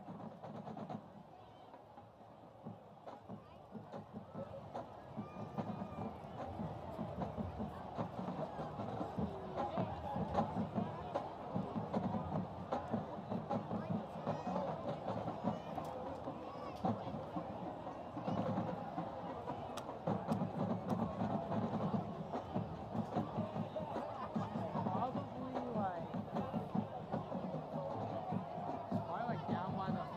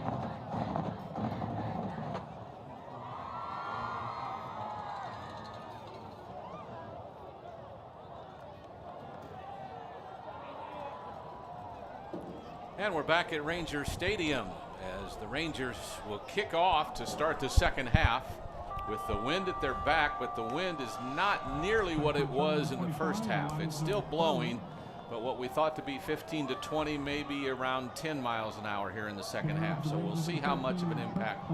And the wind usually dies down as the evening goes along, so maybe won't be much of a decision in the fourth quarter, even though we'll be going against the wind. So Amaya's kickoff sails into and through the end zone. It is a touchback, and the ball will come out to the 25. Yeah, that ball traveling near out of the back of the end zone does tell you that wind's still blowing pretty good down there. And I think third quarter is obviously important for both teams, but I think it's really important for the Rangers coming out on defense first, knowing that you have the wind in the third quarter. I think it's critical to get a quick stop and give your offense as many possessions as you can to keep that field position battle while you have the wind. And so we'll see what the adjustments, both offense and defense, made during halftime, see if we can rally in the second half. So they've got two receivers near, a fake of a handoff, and the quarterback last keeps it and gets about an 8-yard gain to the 33. It'll be second down and 2, finally dragged down. And by Pigler, he's kind of limping as he went down. He's got a cramp or something. Hopefully just a cramp. Yeah, they're stretching out his legs, so hopefully just a cramp. But, I mean, that was a well-designed play by Brennan there. It was basically GH counter with an extra load block. When the quarterback runs the ball, obviously you have a running back that is able to also block for him. So that time he had a pulling guard, he had the backside fullback, and he had the running back that got the extra backer that was outside. And so they had all hats accounted for except for the safety. Luckily, safety was able to make the tackle, but not before, an 8-yard gain and a good positive play for Brennan to start off the half. So the ball is at the 33 as Pigler got stretched. Now he has to sit out a play.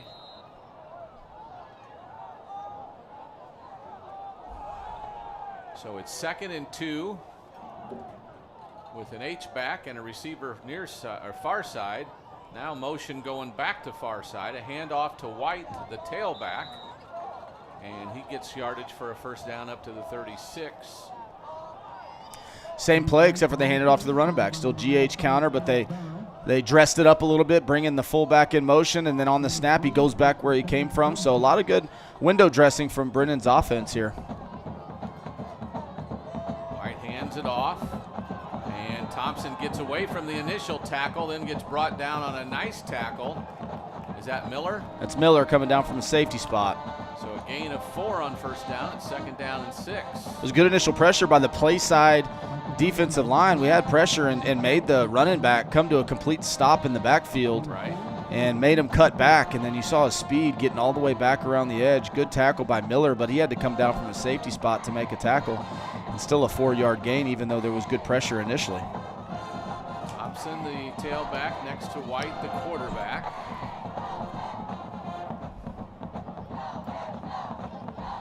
And he gives it to Thompson straight up the middle. Big Thompson gets a first down run out past the 46 to the 47. Listed at 5'10 and 175, but he plays a whole lot bigger and stronger. Yeah, and this is exactly what Brennan wants to do. Shorten the game, hand the ball off to your big back, let him go get 4 or 5 yards, keep the chains moving. I believe they've only thrown one pass since the pick 6. And that was a little flat route to the tight end, which was an easy pitch and catch. And so as long as they can run the football and get 4 or 5 yards, they're going to do that, particularly in the quarter where they don't have the wind. Both receivers to the far side. Here's a hand to Thompson. Gets stopped in the middle, dances right. Still gets about 4 yards up to the 50. A 3-yard gain makes it second down and 7. Bottom of the pile's Roberts. Yeah, same as 2 plays ago. We initially had him bottled up. Good pressure up front by the play side defensive line.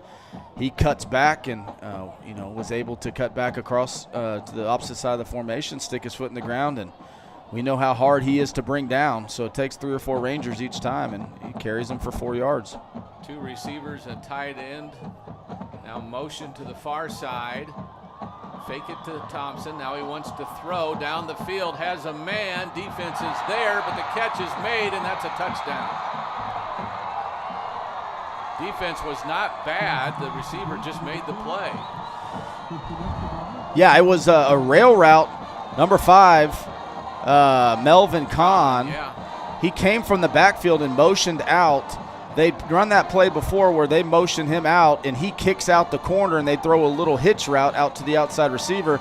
That time they had an and go off of it, and he ran a rail route. Ranger defense does a good job of passing it off. Kalunga was there stride for stride with him. It was just an excellent throw and an excellent catch. It wasn't a blown coverage or bad coverage. It was just a really good play, and Brennan does exactly what they want. They score on their opening drive. Valenzuela's kick is up, and it's good. It's 21-13. Brennan on top. 9:07 to go in the third. Timeout on the field on the Ranger Network. The Branch Neighborhood Grill is proud to sponsor our Smithson Valley athletes. We are located just off of Highway 46. We serve good food, cold drinks, and a whole lot of great Rangers. Since 2014, Keith Wing Custom Builders has been delighting owners with one-of-a-kind dream homes. Keith only builds it like he would live in it. Come see what that means. Hello, my name is Chris Box. And I'm Cassie Box. We are a proud family-owned and operated business. That was a good-looking drive. Yeah, it was. They ran the ball, ran the ball 6 or 7 times, 3 or 4 yard chunks, and then go, try to take the shot whenever it was favorable to them, and they connected on their one shot and got a big chunk play. But, again, kickoff into the wind. Every time Rangers have had their front guys up and gotten the ball past the 40. So this time they're going to try to kick it even shorter to not let the deep guy get their hand on it, but we still do. Sampson caught it and gets it out to about the 40. So it's been about the same on every kickoff we've received. We'll see if they spot it at the 40 or the 39. I'm not sure what they'll do. Looks like he's at the 39. It'll be 1st and 10 from the Rangers there. And we'll have to see, but the Rangers need to answer right now. Yeah, 3 minutes offense into the third quarter. Offense sputtering a little bit. Obviously, great first drive, 4 or 5 plays with the long touchdown run. Haven't done a whole lot since then. I think the key is going to be, can we block their front 4 defensive linemen that have been wreaking so much havoc? Can we make some adjustments and block those guys and put some drives together? Spradling keeps it, throws it over the middle. Day passed just a little bit behind him, couldn't pull it in. It's incomplete. Tell you what, Day could be running into the end zone right now if he's able to hang on. Ball was just a hair behind him. Tough throw, little skinny post by the inside receiver after a long play fake by Spradlin. Drew those linebackers down. Ball was just a touch behind him, but if they're able to connect on that one, it was a great route by Day. He probably is either inside the 10-yard line or maybe in a touchdown, but, game of inches. Game of inches. Spradlin now has 2 receivers to the far side, 1 to the near. The H-back is Carvajal. Spradlin wants to run but doesn't have any room. Gets a couple of yards before he's wrestled down. That's the defensive end Chapman, Dylan Chapman, the senior at 6'2", 225. Chapman initially gets there, and then linebacker Jakari Jones shows up and finishes them off. And again, their front 4 are really, really good, and so our O-line is having a hard time getting off of those double-team blocks and getting up to linebackers. And Brennan's linebackers are doing a good job of unblocked, but still arriving in their fits and making tackles against strong runners. So we're going to have a 3rd and 8 situation here for the Ranger offense. It's a long way to go on 3rd down. 2 receivers either way. Spradlin rolling to his left. He's going to keep it. Avoids 1 tackler, but then gets shoved out of bounds before he gets to midfield. The 49 was a yard to gain. I think he might be at the 46. Yeah, he's going to be about 2 yards short, and got an interesting situation here for Smithson Valley, and it looks like Spradling is still down, but again, they're stretching him out on the sideline, so hopefully just a cramp, but he'll at least have to come out of play if the Rangers decide to go for it on 4th down. Interesting situation here for Coach Hill. You're almost at midfield, 4th and short. You just gave up a touchdown, and so you're down 8 points. Do you go for it and try to get some of the momentum back, or do you go ahead and punt it, try to pin them deep and trust your defense? So we'll see what decision is made here once Spradling's able to get up off the field.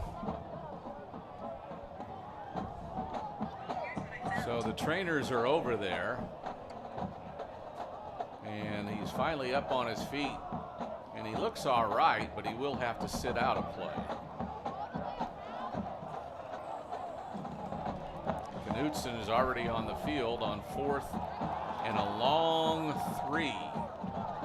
As we coaches are holding the punt team out there. Now they'll send them on. I figured that's what they're going to do. It's still early in the game, plenty of time. Right. If you don't get this, then now Brennan's offense, who's had a couple straight scoring drives, gets the ball in plus territory.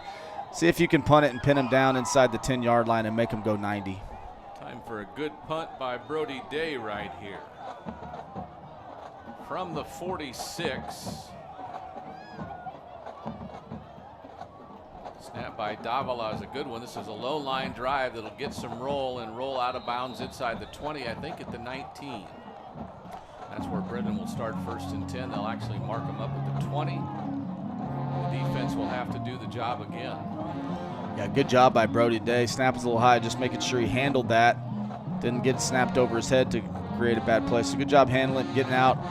You know, unfortunately for the Rangers, it kind of took a left-handed bounce and veered out of bounds. 20-yard line's not bad, but when you punt it from around midfield, you obviously hope to get them inside the 10. But still, nonetheless, Brennan's going to have to go 80+, and we'll see if the defense can make a stand here.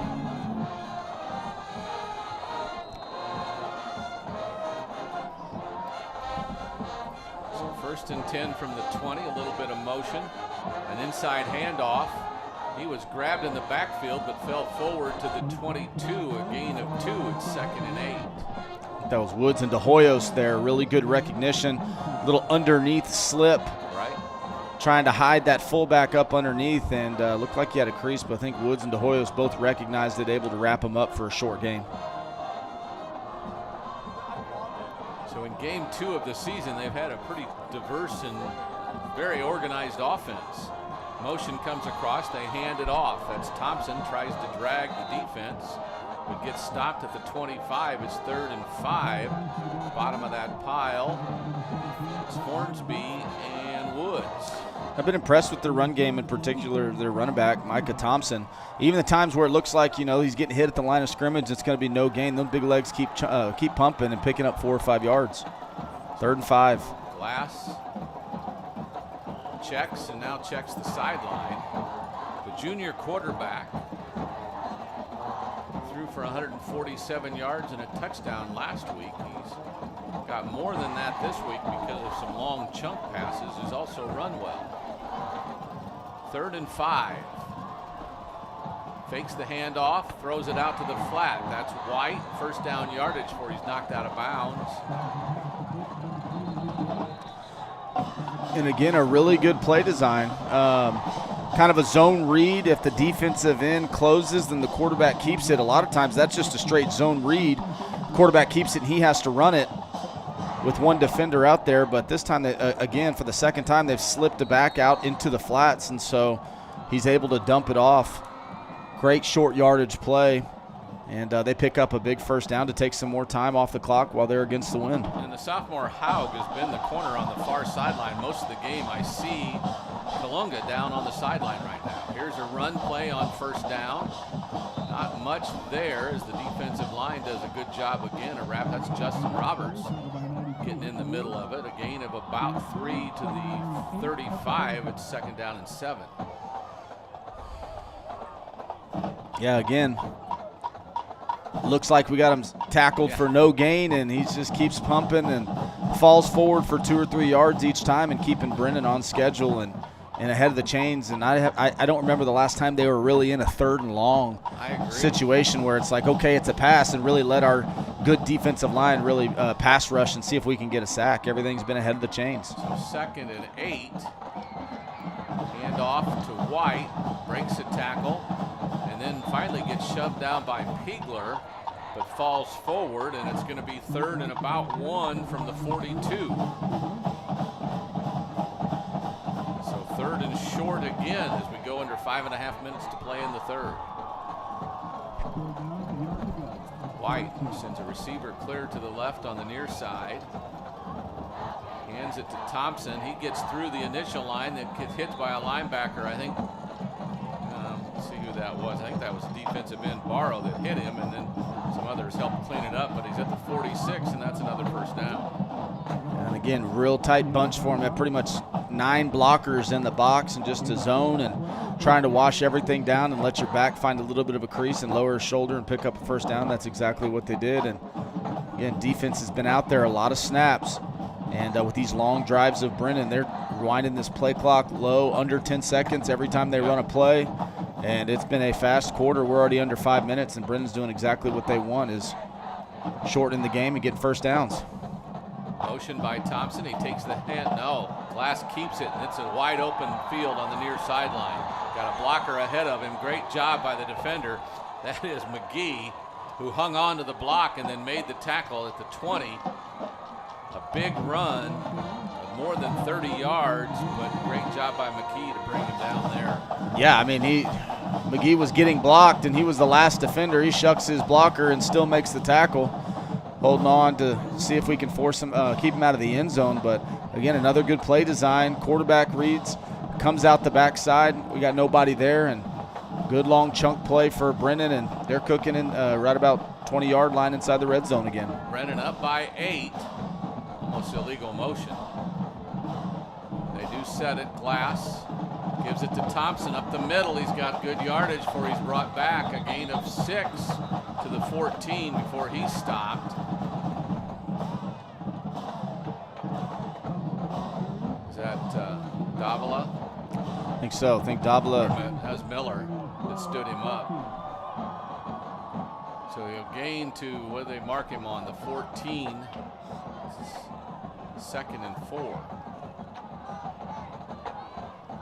So 2 receivers to the near side, 1 to the far. Tight ends on the far side. Play clock under 10 as he waiting for the play. Now finally he's got it. Play clock under 5. They've got to hurry. White doesn't have any time. Barely gets it off. Follows Thompson into the hole and keeps it himself. Not quite a first down, up to the 11. He's got a yard to go on 3rd down. That was very close to being a delay of game. Almost. Clock struck 0 as soon as that ball was snapped. Could have gone either way, but again, we talked about it already. Brennan doing exactly what their game plan was in the 3rd quarter against the Wind, is let's shorten this thing and go on long drives, run the football, and we're under 3 minutes, and Smithson Valley's only had 1 possession on offense. Penetration in the backfield. White still has it. Now he's dragged down. Good tackle. That is number 4, Kalunga. No, it was Pigler. Yeah. Pigler, number 3. Got him in the backfield. Almost let him go, but slung him back. Tell you what, that was one of the first times all night I've seen a single tackler bring down their running back. Yeah. Big old strong Micah Thompson. And it's a testament to Pigler's strength as well, being able to tackle him. And Ranger defense stiffening up inside the red zone, forcing a field goal try here. Emilio Valenzuela from 32 yards. Kick is up, and it looks like it's good. And it is.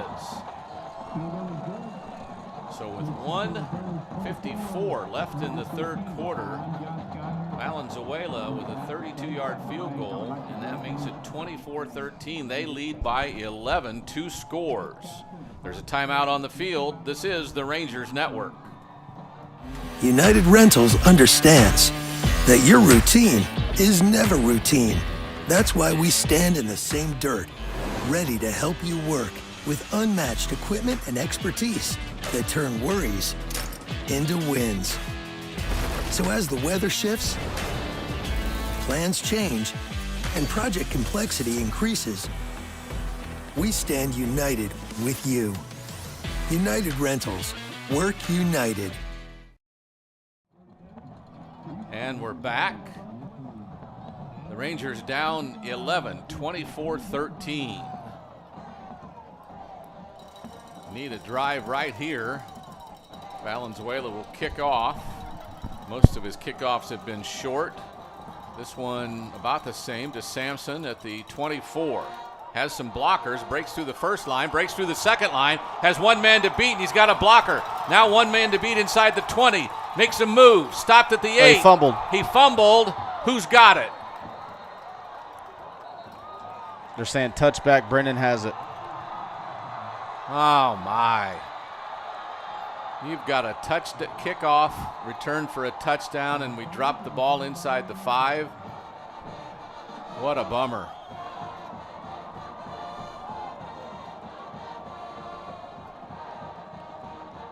Now the officials are talking. No doubt Brennan recovered the ball. They're talking right now, was it in the end zone or was it at the 1 yard line? They're going to give him a touchback. So add insult to injury.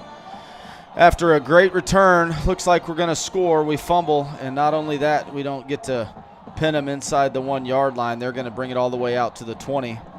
And my goodness. What a turn of events. After the defense makes a pretty good stand. And now the defense giving up a has field to goal, be now out they're there right back again. out there again. And so Ranger defense going to have to step up, and they've been on the field a lot. They've got to be tired, but going to have to see what we can do here. But just an unfortunate, it was so well blocked and so well prepared. We caught that ball on the 25, great kick out blocks. Q showed his speed, gets all the way down, one man to beat, cuts back. That guy reaches out an arm and rips that football out, and then they recover it. So going from what's about to be a 3 or 4 point game to Brennan gets the ball back. We'll see how Smithson Valley defense off responds. to Thompson, bottled up, but he scoots out, and what a move. Miller, the last one that can get him inside the makes the tackle after a 5 yard gain, maybe 6. That one could have gone to the house. And again, just like what we had talked about before on the last drive, it's great initial surge on defense, and there's nothing there originally, but he's able to stick his foot, cut back against the grain, and still has enough speed to get to the edge. And that's the second or third time PK has come downhill and tackled him for a minimal gain, and he's still down. Just like our guys, I hope it's just a cramp Looks for like Micah it's Thompson. just a cramp as they're stretching him. So the defense comes over to the coaches. What a frustrating turn of events here late in the third quarter as the Rangers return the kickoff all the way inside the 5, but the ball is knocked loose from Sampson, and they get the ball, and it's said to be in the end zone, so it's a touchback. And now they're at the 20. It's second down after a gain of 5 yards. It'll be 2nd and 5.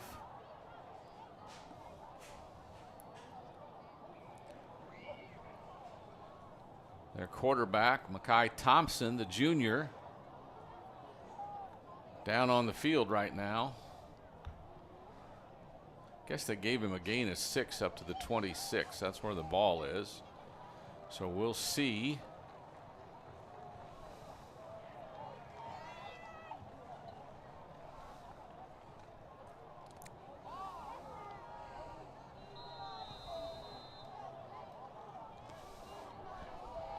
All right, it's 2nd and 4 from the 26.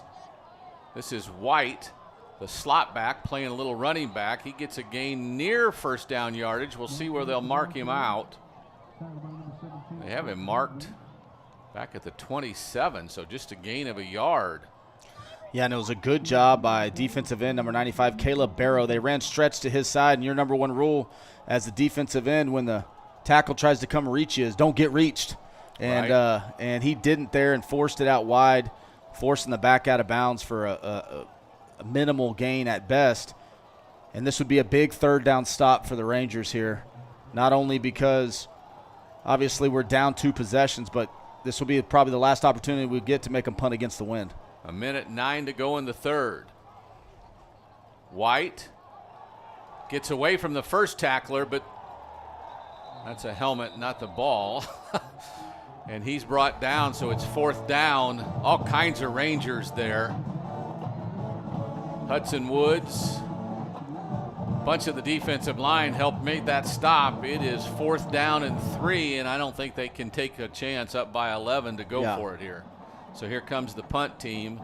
Great response by the Ranger defense after it'd be easy, nothing's going our way. We're down 2 possessions. We fumble. They get the ball. It would be really easy to sag your shoulders. And, we got to go back out there again. But hold them to a 3 and out, force them to punt against the wind. That was a big stand by the Ranger defense. And he bobbled it. He bobbled it. We got a chance. He gets it off. It's off his foot. It's not very far. It goes out of bounds on the far sideline. We'll see where they'll spot it. They're all the way up to the 40 and the stop at the 40-yard line. So the Rangers in plus territory now, 40 yards to go for a score that's desperately needed here late in the third quarter. 31 seconds to go.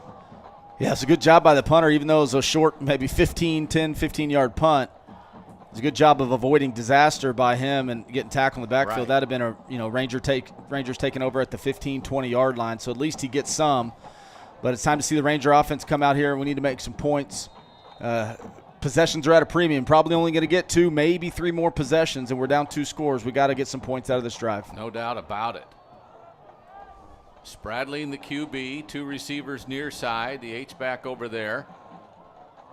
Handoff to Sowersby, caught in the backfield. My goodness, their defense. That's the linebacker, Jones, Jakari Jones. He flew downhill. Wow. He read it, defensive end close, so he knew that he was the fitting outside on the scrape, and he didn't hesitate, ran downhill, wasn't able to bounce outside, and again, getting behind the chains. That'll be the end of the third quarter. Game clock will run out, so it's the end of the third quarter. The Rangers down 24-13. We're back with the fourth quarter after this timeout on the Rangers Network. Tonight's broadcast on Rangers Network is brought to you by the Branch Neighborhood Grill, Keith Wing Custom Builders,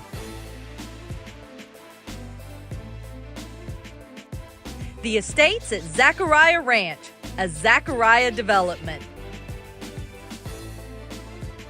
United Rentals,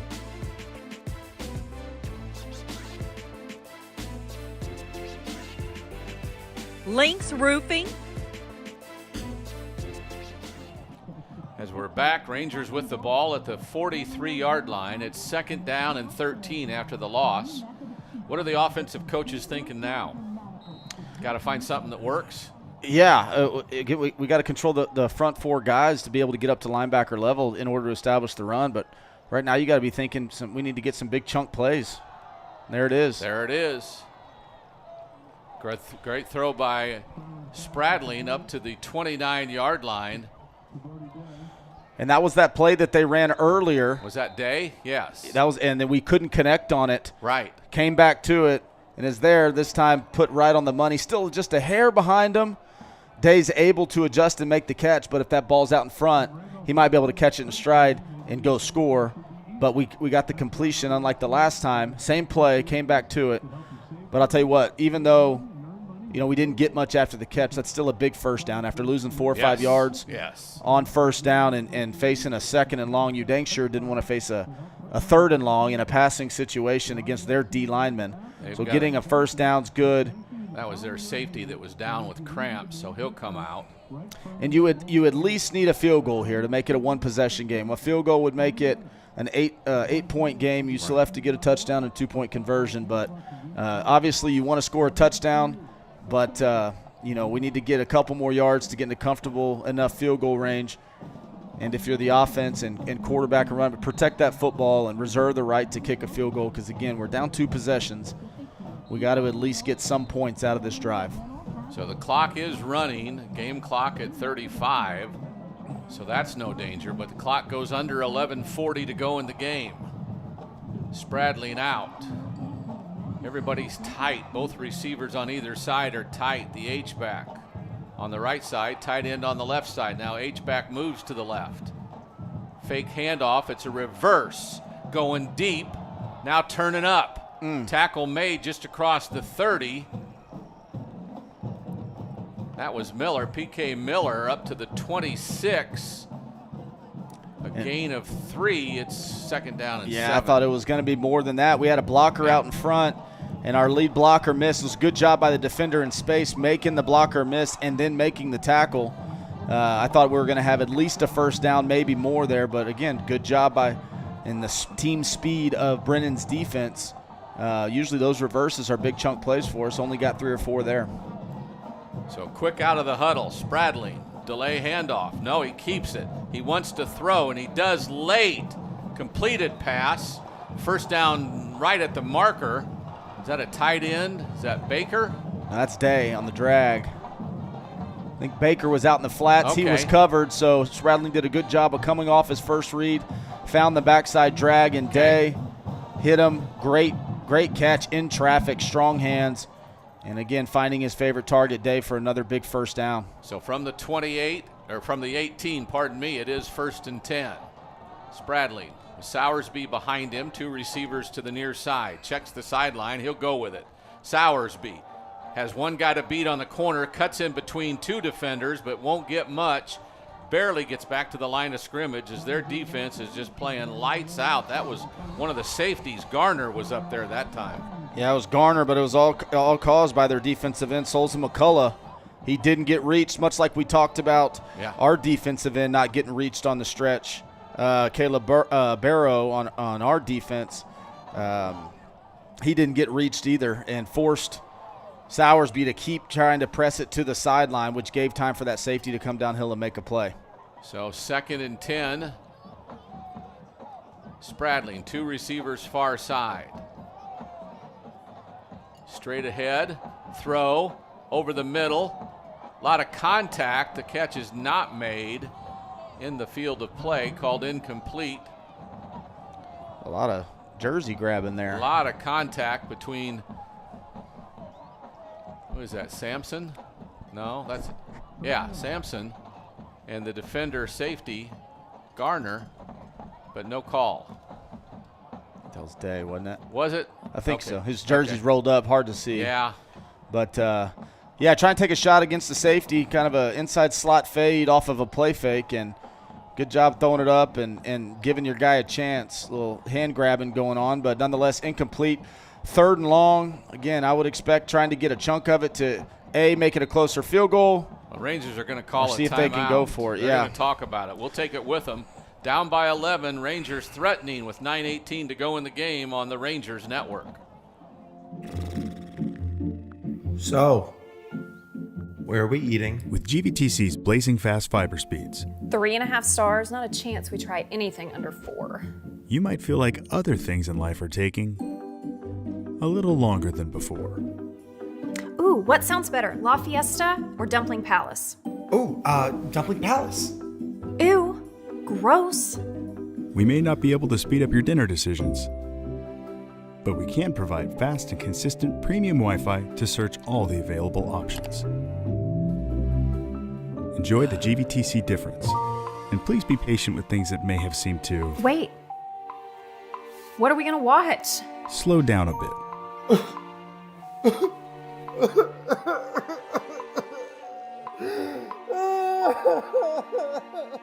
GVTC, connecting you.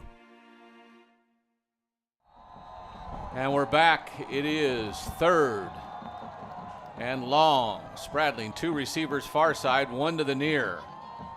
H-back goes in motion to the right. He wants to throw. A little delay, now a throw over the top. And they're fighting, they're pushing the defender wide, and he never gets to the ball, and it's incomplete. Again, good job by the corners. Tried to do a double move there, a slant and go, trying to get the corner to bite down. He does a good job of staying home. And again, all night their corners have done a good job of getting what's called in phase, stacking our receivers, turn around looking for the ball. So it's not necessarily, it's hard to call PI when they're turning around looking for the ball, but no doubt getting physical and pushing them wide. Now we got to make this field goal to make it a 1-possession game. Amaya from 36. Kick is strong, and it's through. So He missed it. Oh, he missed it. Did that go far? Far side? I don't know. Boy, it looked good to me. So we missed the field goal with 9:06 to go in the game. Surprised there wasn't a running into the kicker there. We're Amaya. still down 11.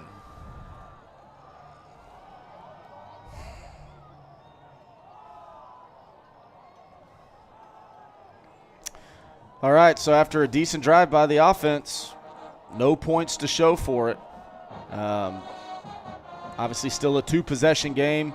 9 minutes in the game. You still got time, but the way that Brennan's been running the football, they're taking 5, 6, 7 minutes sometimes on each drive, and so you're probably only going to get 1, maybe 2 more possessions. So we need a quick stop here and hopefully get the ball back to the Ranger offense in a hurry. A couple years ago, let's let the defense go make a play. Yeah, get one of those pick sixes again. Hand off, faked, throw out. That's White, and there's a flag. Yeah, it should be illegal blocking. Yeah, I think that's what it was. That's my thought. Yeah, receiver was already engaged with our guy. And it's a tough spot for receiver because it's a option by the quarterback. He can either keep it and run, or he can throw it. Well, the other receiver thought the quarterback was going to run it, so he starts blocking our linebacker, and then the quarterback dumps it off because he didn't have anything there. I bet you Coach Hill's probably going to decline this unless it's a loss of down penalty, which I don't think it is. I don't think it is. Because it's a no gain or a loss of 1, plus you lose a down. And right now, with time being of the essence, you almost would rather them lose a down than just 5 yards, but you never know.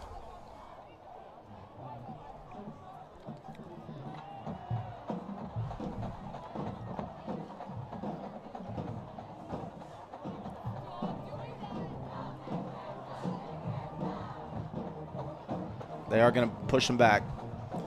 So it's half the distance. Oh, okay. That's the reason he accepted the penalty, because it's a 10-yard penalty. I thought it was just a 5. Yeah. If it was just a 5-yard penalty, he probably declines that and takes a 2nd and 10. But because of a 10-yard penalty, making it 1st and 20, he's going to go accept the penalty, and Brennan's going to be all the way back on their own 10-yard line.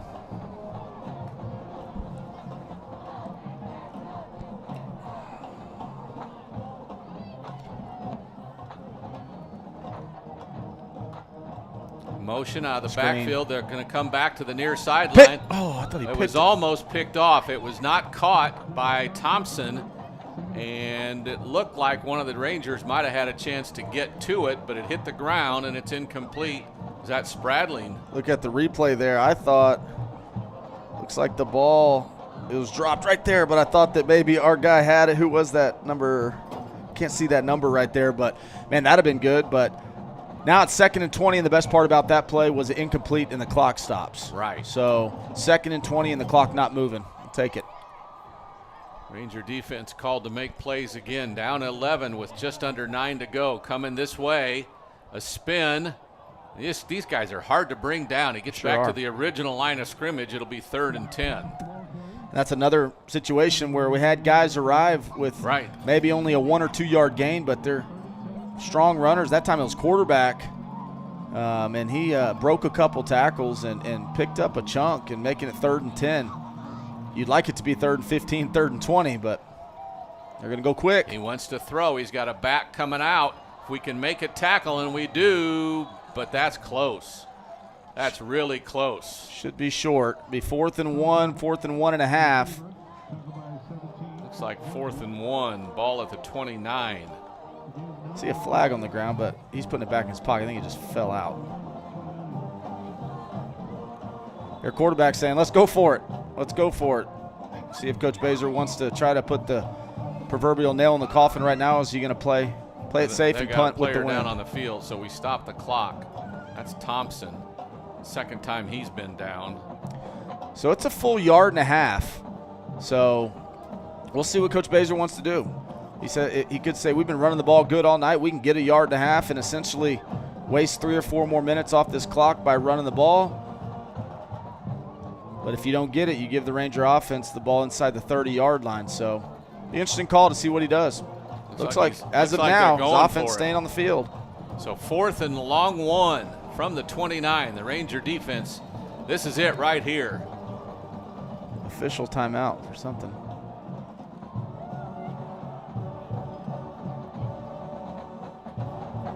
Yeah, he's got to go off the field.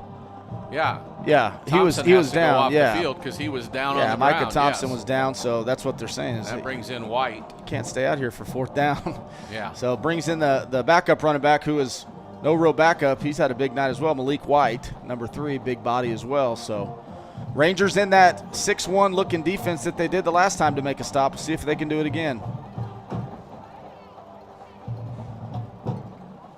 Play clock at 15, so as he checks the sideline, still plenty of time, shouts something to the line. They've got a tight end on either side as an H-back, both receivers in tight. Trying to see if they'll get the Rangers to jump. Play clock at 2, and they'll use a timeout.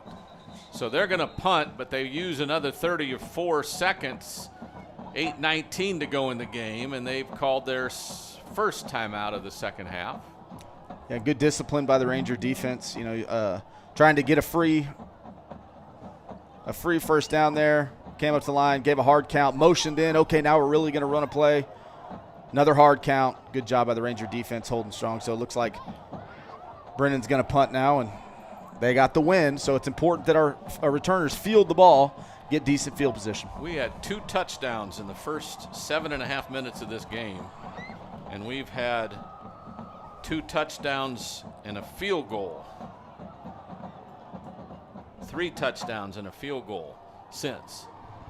So defenses have been stronger as the game got along.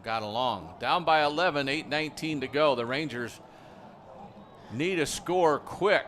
And last time they did this, the punter bobbled the snap, so we'll see if they get one clean. And good snap, but he bobbled bobbled it it, again. and he got it off. There's flags in the backfield. Miller comes up with it, has the sideline, finally gets shoved around once he's into Brennan territory.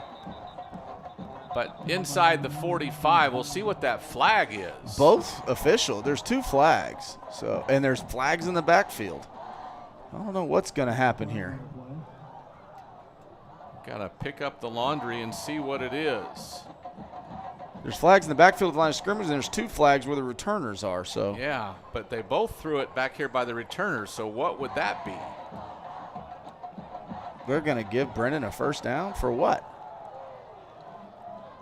Did we run into the kicker? No idea. What on earth did we do? Interference? What did we do? 8:08 to go. Rangers making uncharacteristic mistakes tonight. I still don't know what the penalty is. Well, we haven't been told. The referee, again, hasn't given us a sign.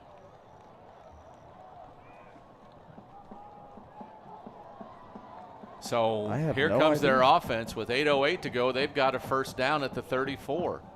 I don't understand. I don't either. We don't know what happened, folks. But their offense is back on the field. Thompson, handoff. 4 or 5 to the 38. Down at the bottom is De Hoyos.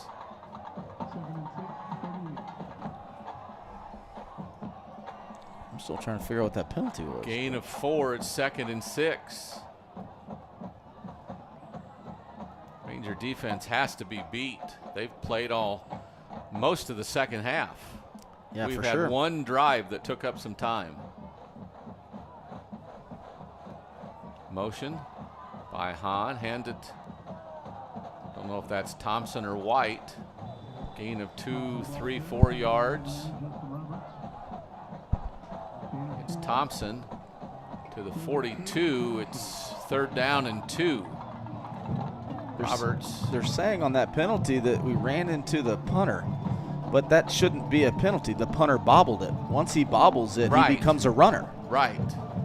If that truly was the call, then that's a bad call. Once you bobble it, he could just as easily pull it down and run, so he's treated as a runner at that point. But what were the flags back here? I don't know. It doesn't make it. The man in motion turned upfield. Looks like they're short of a first down. No, they got the first down. They're up to the 44, and that's first down yardage.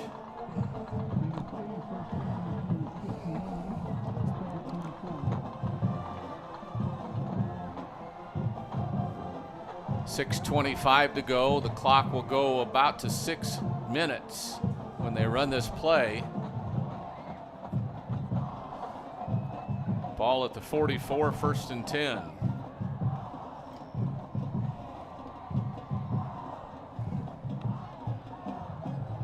Delay handoff. Thompson breaks a tackle, breaks another tackle. That's White, pardon me. Gets across midfield to the 48. It'll be 2nd down and 2 on an 8-yard run, and the Rangers call a timeout. Oh, no, they've got an injured player on the field. And again, we've got an injured player on the field. We've got guys arriving in the backfield unblocked. Their running backs just doing a good job of running through arm tackles, and what is going to be a 1-yard gain or a stop for no yardage on the play ends up being 4, 5, 6, 7 yards. And so You know, Ranger defense been out there a long time. They're a little bit gassed, but see if they can get one last stop here. So 2nd down and 2 from the 48. Game clock at 5:45 with 30 still on the play clock.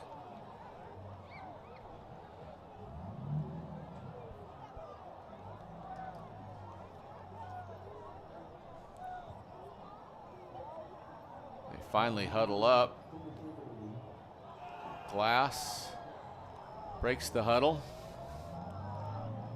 Game clock at 7. They snap it. Thompson gets hit at the line and brought down. That was De Hoyos again. Yeah, Rangers going full send on defense now. It was that 6-1 look like it's a short yardage situation, knowing that one more first down probably puts the game out of reach just because it's a 2-possession game. So had both linebackers up, brought double-edge pressure there, pinched everybody inside, and we had some guys run free, and we were able to get a tackle for loss there. So see if we can do it again on 3rd down here.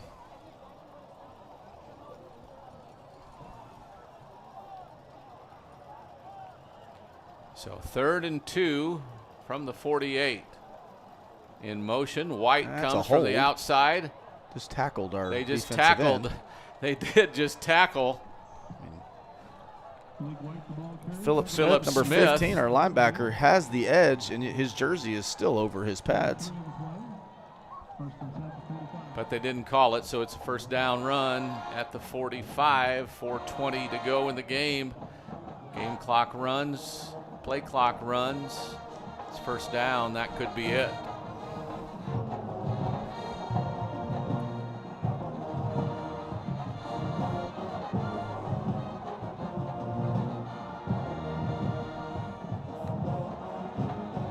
Handoff, hit in the backfield, tackled in the backfield, down in the backfield.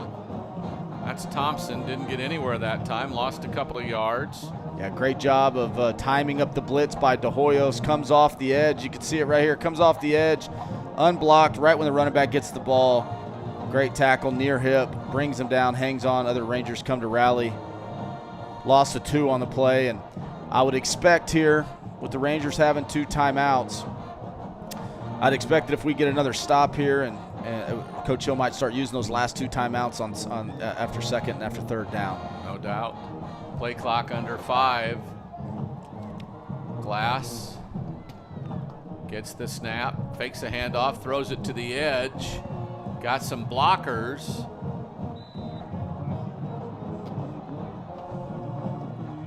Gain out to the 44, so it's 3rd and 9. No timeout called there. Looks like they'll save him. 3rd 9. Be interesting here to see if Coach Baser and his offensive staff, if they run the ball, knowing they might not get a first down, but either forcing Smithson Valley to use their 2nd timeout or take another 40 seconds off the play clock.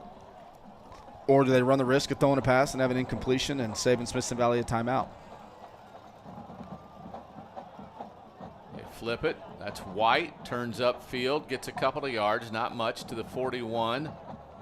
And game clock continues to roll. We haven't called a timeout yet, but it's 4th down. The clock will be at about 1:50 or 1:45 when they snap it. Well, they're going in a hurry all of a sudden. The game clock, play clock still at 20. Yeah, they're going to try to draw an offsides penalty. You're not going to run a play. They're either going to run it all the way down and take a 1-second timeout, or they're going to run it all the way down, take a delay of game, and punt it. Coach Bays is standing right by the referee. He's going to take a 1-second timeout and get this thing to about 147, 146. 146, timeout by Brennan. So they are likely to bring the punt unit out and try to pin the Rangers back with 1 minute and 45 seconds to go. From the 41 is where the ball is, and they lead still 24-13. That's been our score since 1:54 to go in the 3rd quarter. So no one has scored in the last 12 minutes. The Rangers missed a field goal at about the 9-minute mark, 8-minute mark, that would have cut it to a 1-score game. Right now it remains a 2-score game.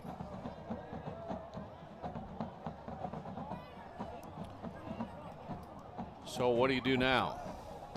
We've rushed the punter a couple of times with some different guys trying to get there, but he's pretty quick with it, even though he bobbles it every time. Yeah, you would think that they're probably not going to do a fake. If they do and they get it, okay, more power to you for being that gutsy. You win the game.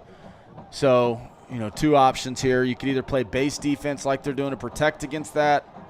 Well, they're an offensive bringing the set. offense. So 4th and either about go for it. 6. They've got to get to the 35. Play clock at 20, so still time. Check the sideline. Is he going to quick kick it? He does. Not very good. Near the sideline, but it'll get some roll and stop at about the 10-yard line. 1:36 to go in the game. Rangers have the ball, 90 yards from pay dirt, down by 2 scores. Yeah, and you got to start, obviously you got to get some big chunk plays. You saved your 2 timeouts. Okay, so you know, you have some time to work with. You got plenty of time to go down and try to get some points here, and then obviously hope for an onside kick. You know, with missing the field goal last drive, it's still a 2-possession game. So you want to try to see if you can work the sidelines. If not, go into your 2-minute drill, and if you have to, use some timeouts. But obviously getting big chunk plays, 10, 15, 20 yards at a time is what you got to do here. 2x2 receivers. An H-back in front of Spradley. Snap, straight drop. Now this is Ty Knutson. Throws it down the field, and it's caught. A good catch and a good tackle. That was Sampson who made the catch out near the 37-yard line. It's a 1st down. The clock stops to move the chains. Why is the clock still running? They haven't set the chains. I don't know. We'll throw it out to the edge. It's Sowersby. He's hit right away, and we call a timeout. So right at the line of scrimmage, he catches it, and they have a man right there and puts him down. That one was going nowhere. Yeah, went and hurry up, missed a block. Hoping to be able to just go quick, throw the little bubble screen out there and see if we can get 6, 7, 8 yards and get out of bounds, but missed a block there and tackled inbounds for a loss of yards, forced to use a timeout.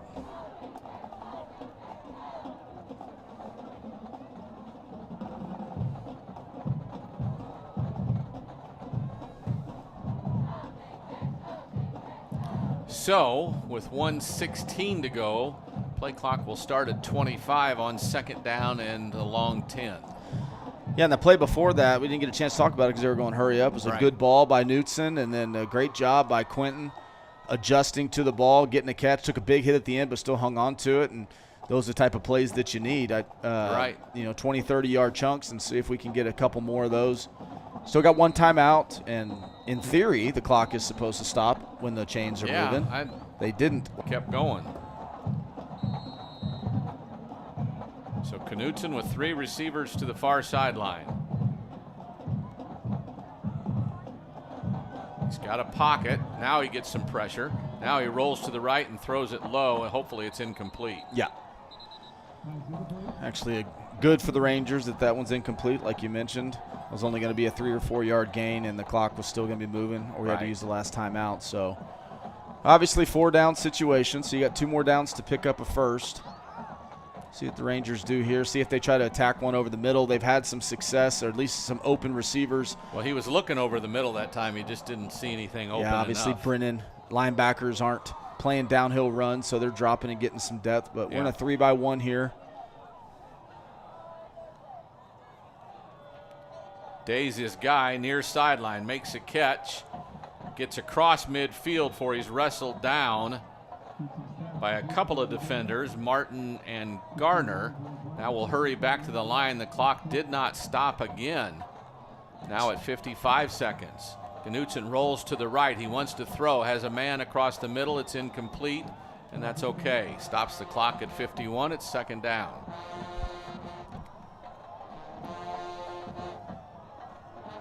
Spradley will come into the game. 2nd down and 10 from the 49 of Brennan. Knutson with a couple of nice throws there.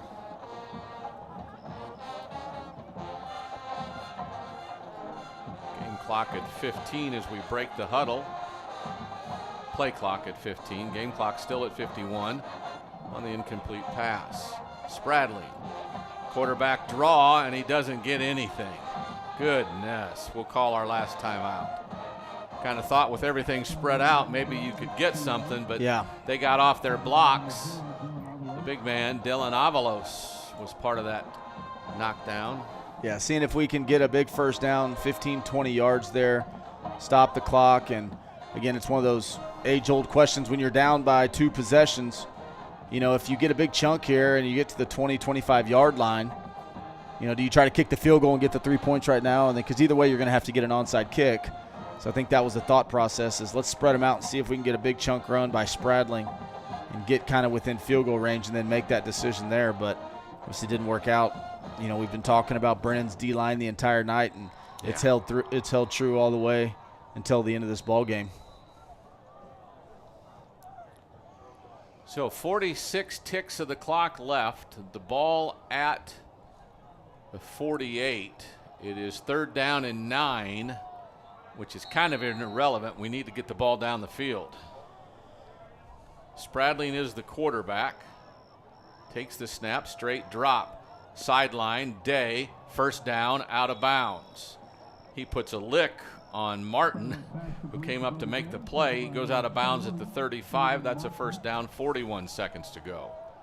Yeah, good job first down and getting out of bounds. Obviously, Smithson Valley has no timeouts left, so getting out of bounds is imperative.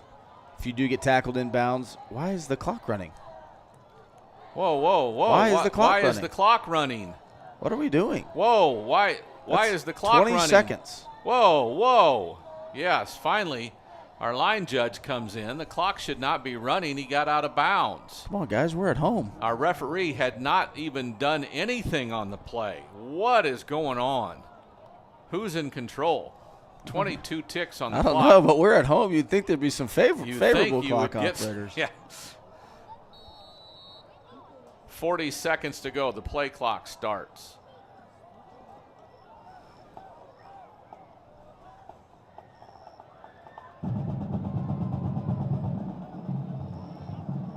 Spradling, the quarterback, 2 receivers either way.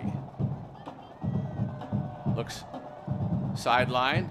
Brody Day again makes the catch and steps out of bounds at the 27, a gain of 8. Yeah, and they're playing, you know, basically a deep prevent defense, but it's still the 2 safeties, even though they're playing deep on the hash. You're still going to have a one-on-one jump ball if you throw a vertical to one of the outside receivers, kind of like the first play of the drive when we threw one up to Quentin. I still think with a 2-by-2 set like we're in right now, we can occupy the safeties. You're still going to have a one-on-one jump ball with one of your outside receivers. Spradling ran into a lineman, then broke a tackle. He gets a first down. They are going to stop the clock this time, and he winds it right away. He stopped it momentarily and then wound it again. I don't know. It's been a while since I coached, but maybe they've updated the rules to where as soon as the ball's set, then they're going to wind that clock. I always thought it was still the chains got set. He held it for maybe last a 5 second. or 6 times we've done this, that thing is rolling. So 24 ticks left. Down by 11, 24-13. I start taking some shots to the end zone. If they're going to wind it that quick, even if you catch one past the sticks over the middle and get a first down, you're still only going to get 1 or 2 more plays. So we're going to start taking some shots into the end zone here. Blitz from the corner. They'll throw it over Sampson's head and incomplete. That one a little tall, just a tad behind him.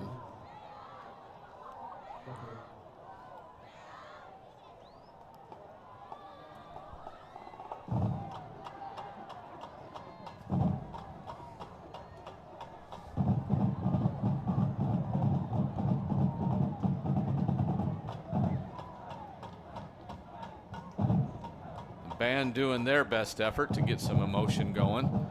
Crowd pretty much sitting down waiting for something good to happen. 2-by-2 receivers. Spradling to throw across the middle. Has a completed pass. and it's good for a first down. Rangers will get there in a hurry. He winds it just as quick. He'll snap it and spike it. With 10 seconds to go, we'll have a couple of plays for the end zone. It's for 2nd and goal now from the 8.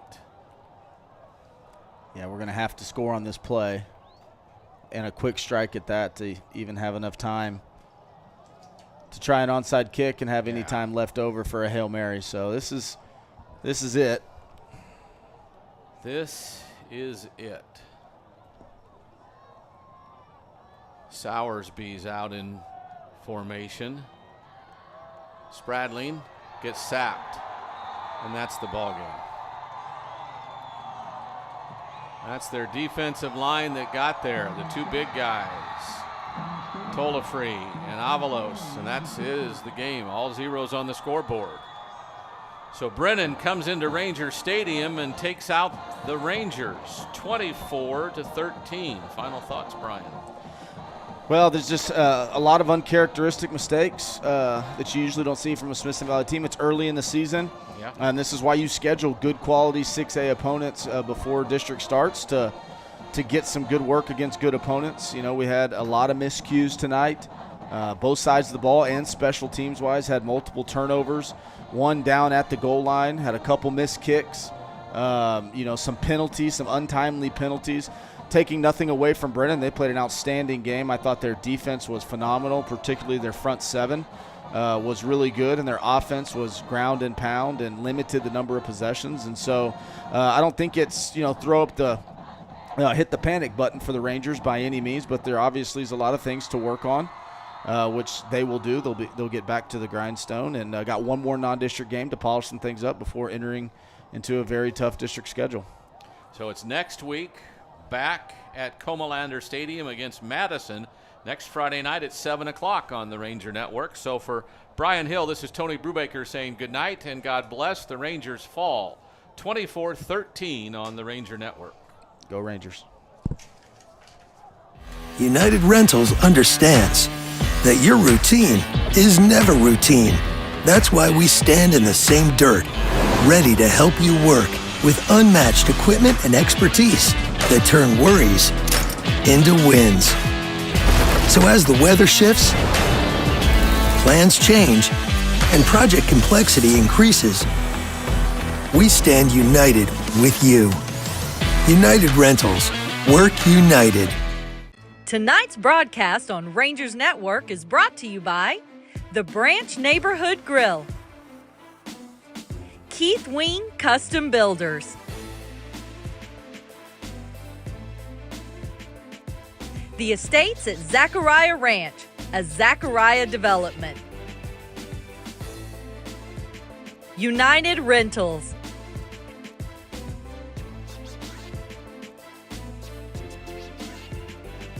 Lynx Roofing, Advanced Auto Parts, and Wick Productions. Hello, my name is Chris Box. And I'm Cassie Box. We are a proud family-owned and operated local roofing company. At Lynx Roofing, we believe in building lasting relationships with our customers and community, one roof at a time. Our team is dedicated to ensuring every project is handled with the utmost of detail and professionalism. We make roofing simple, reliable, and affordable. So for all your roofing needs, call Lynx Roofing. Go Rangers! The Branch Neighborhood Grill is proud to sponsor our Smithson Valley athletes. We are located just off of Highway 46. We serve good food, cold drinks, and a whole lot of great Rangers. Since 2014, Keith Wing Custom Builders has been delighting owners with one-of-a-kind dream homes. Keith only builds it like he would live in it. Come see what that means.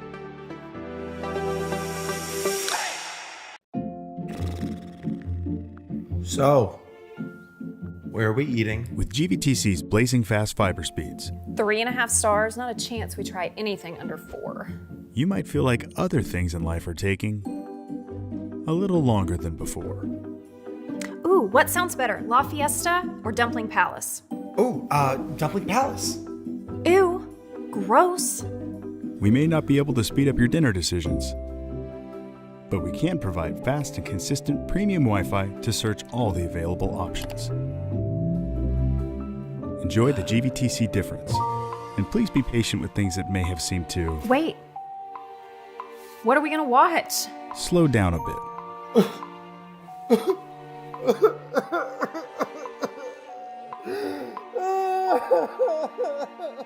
GVTC, connecting you.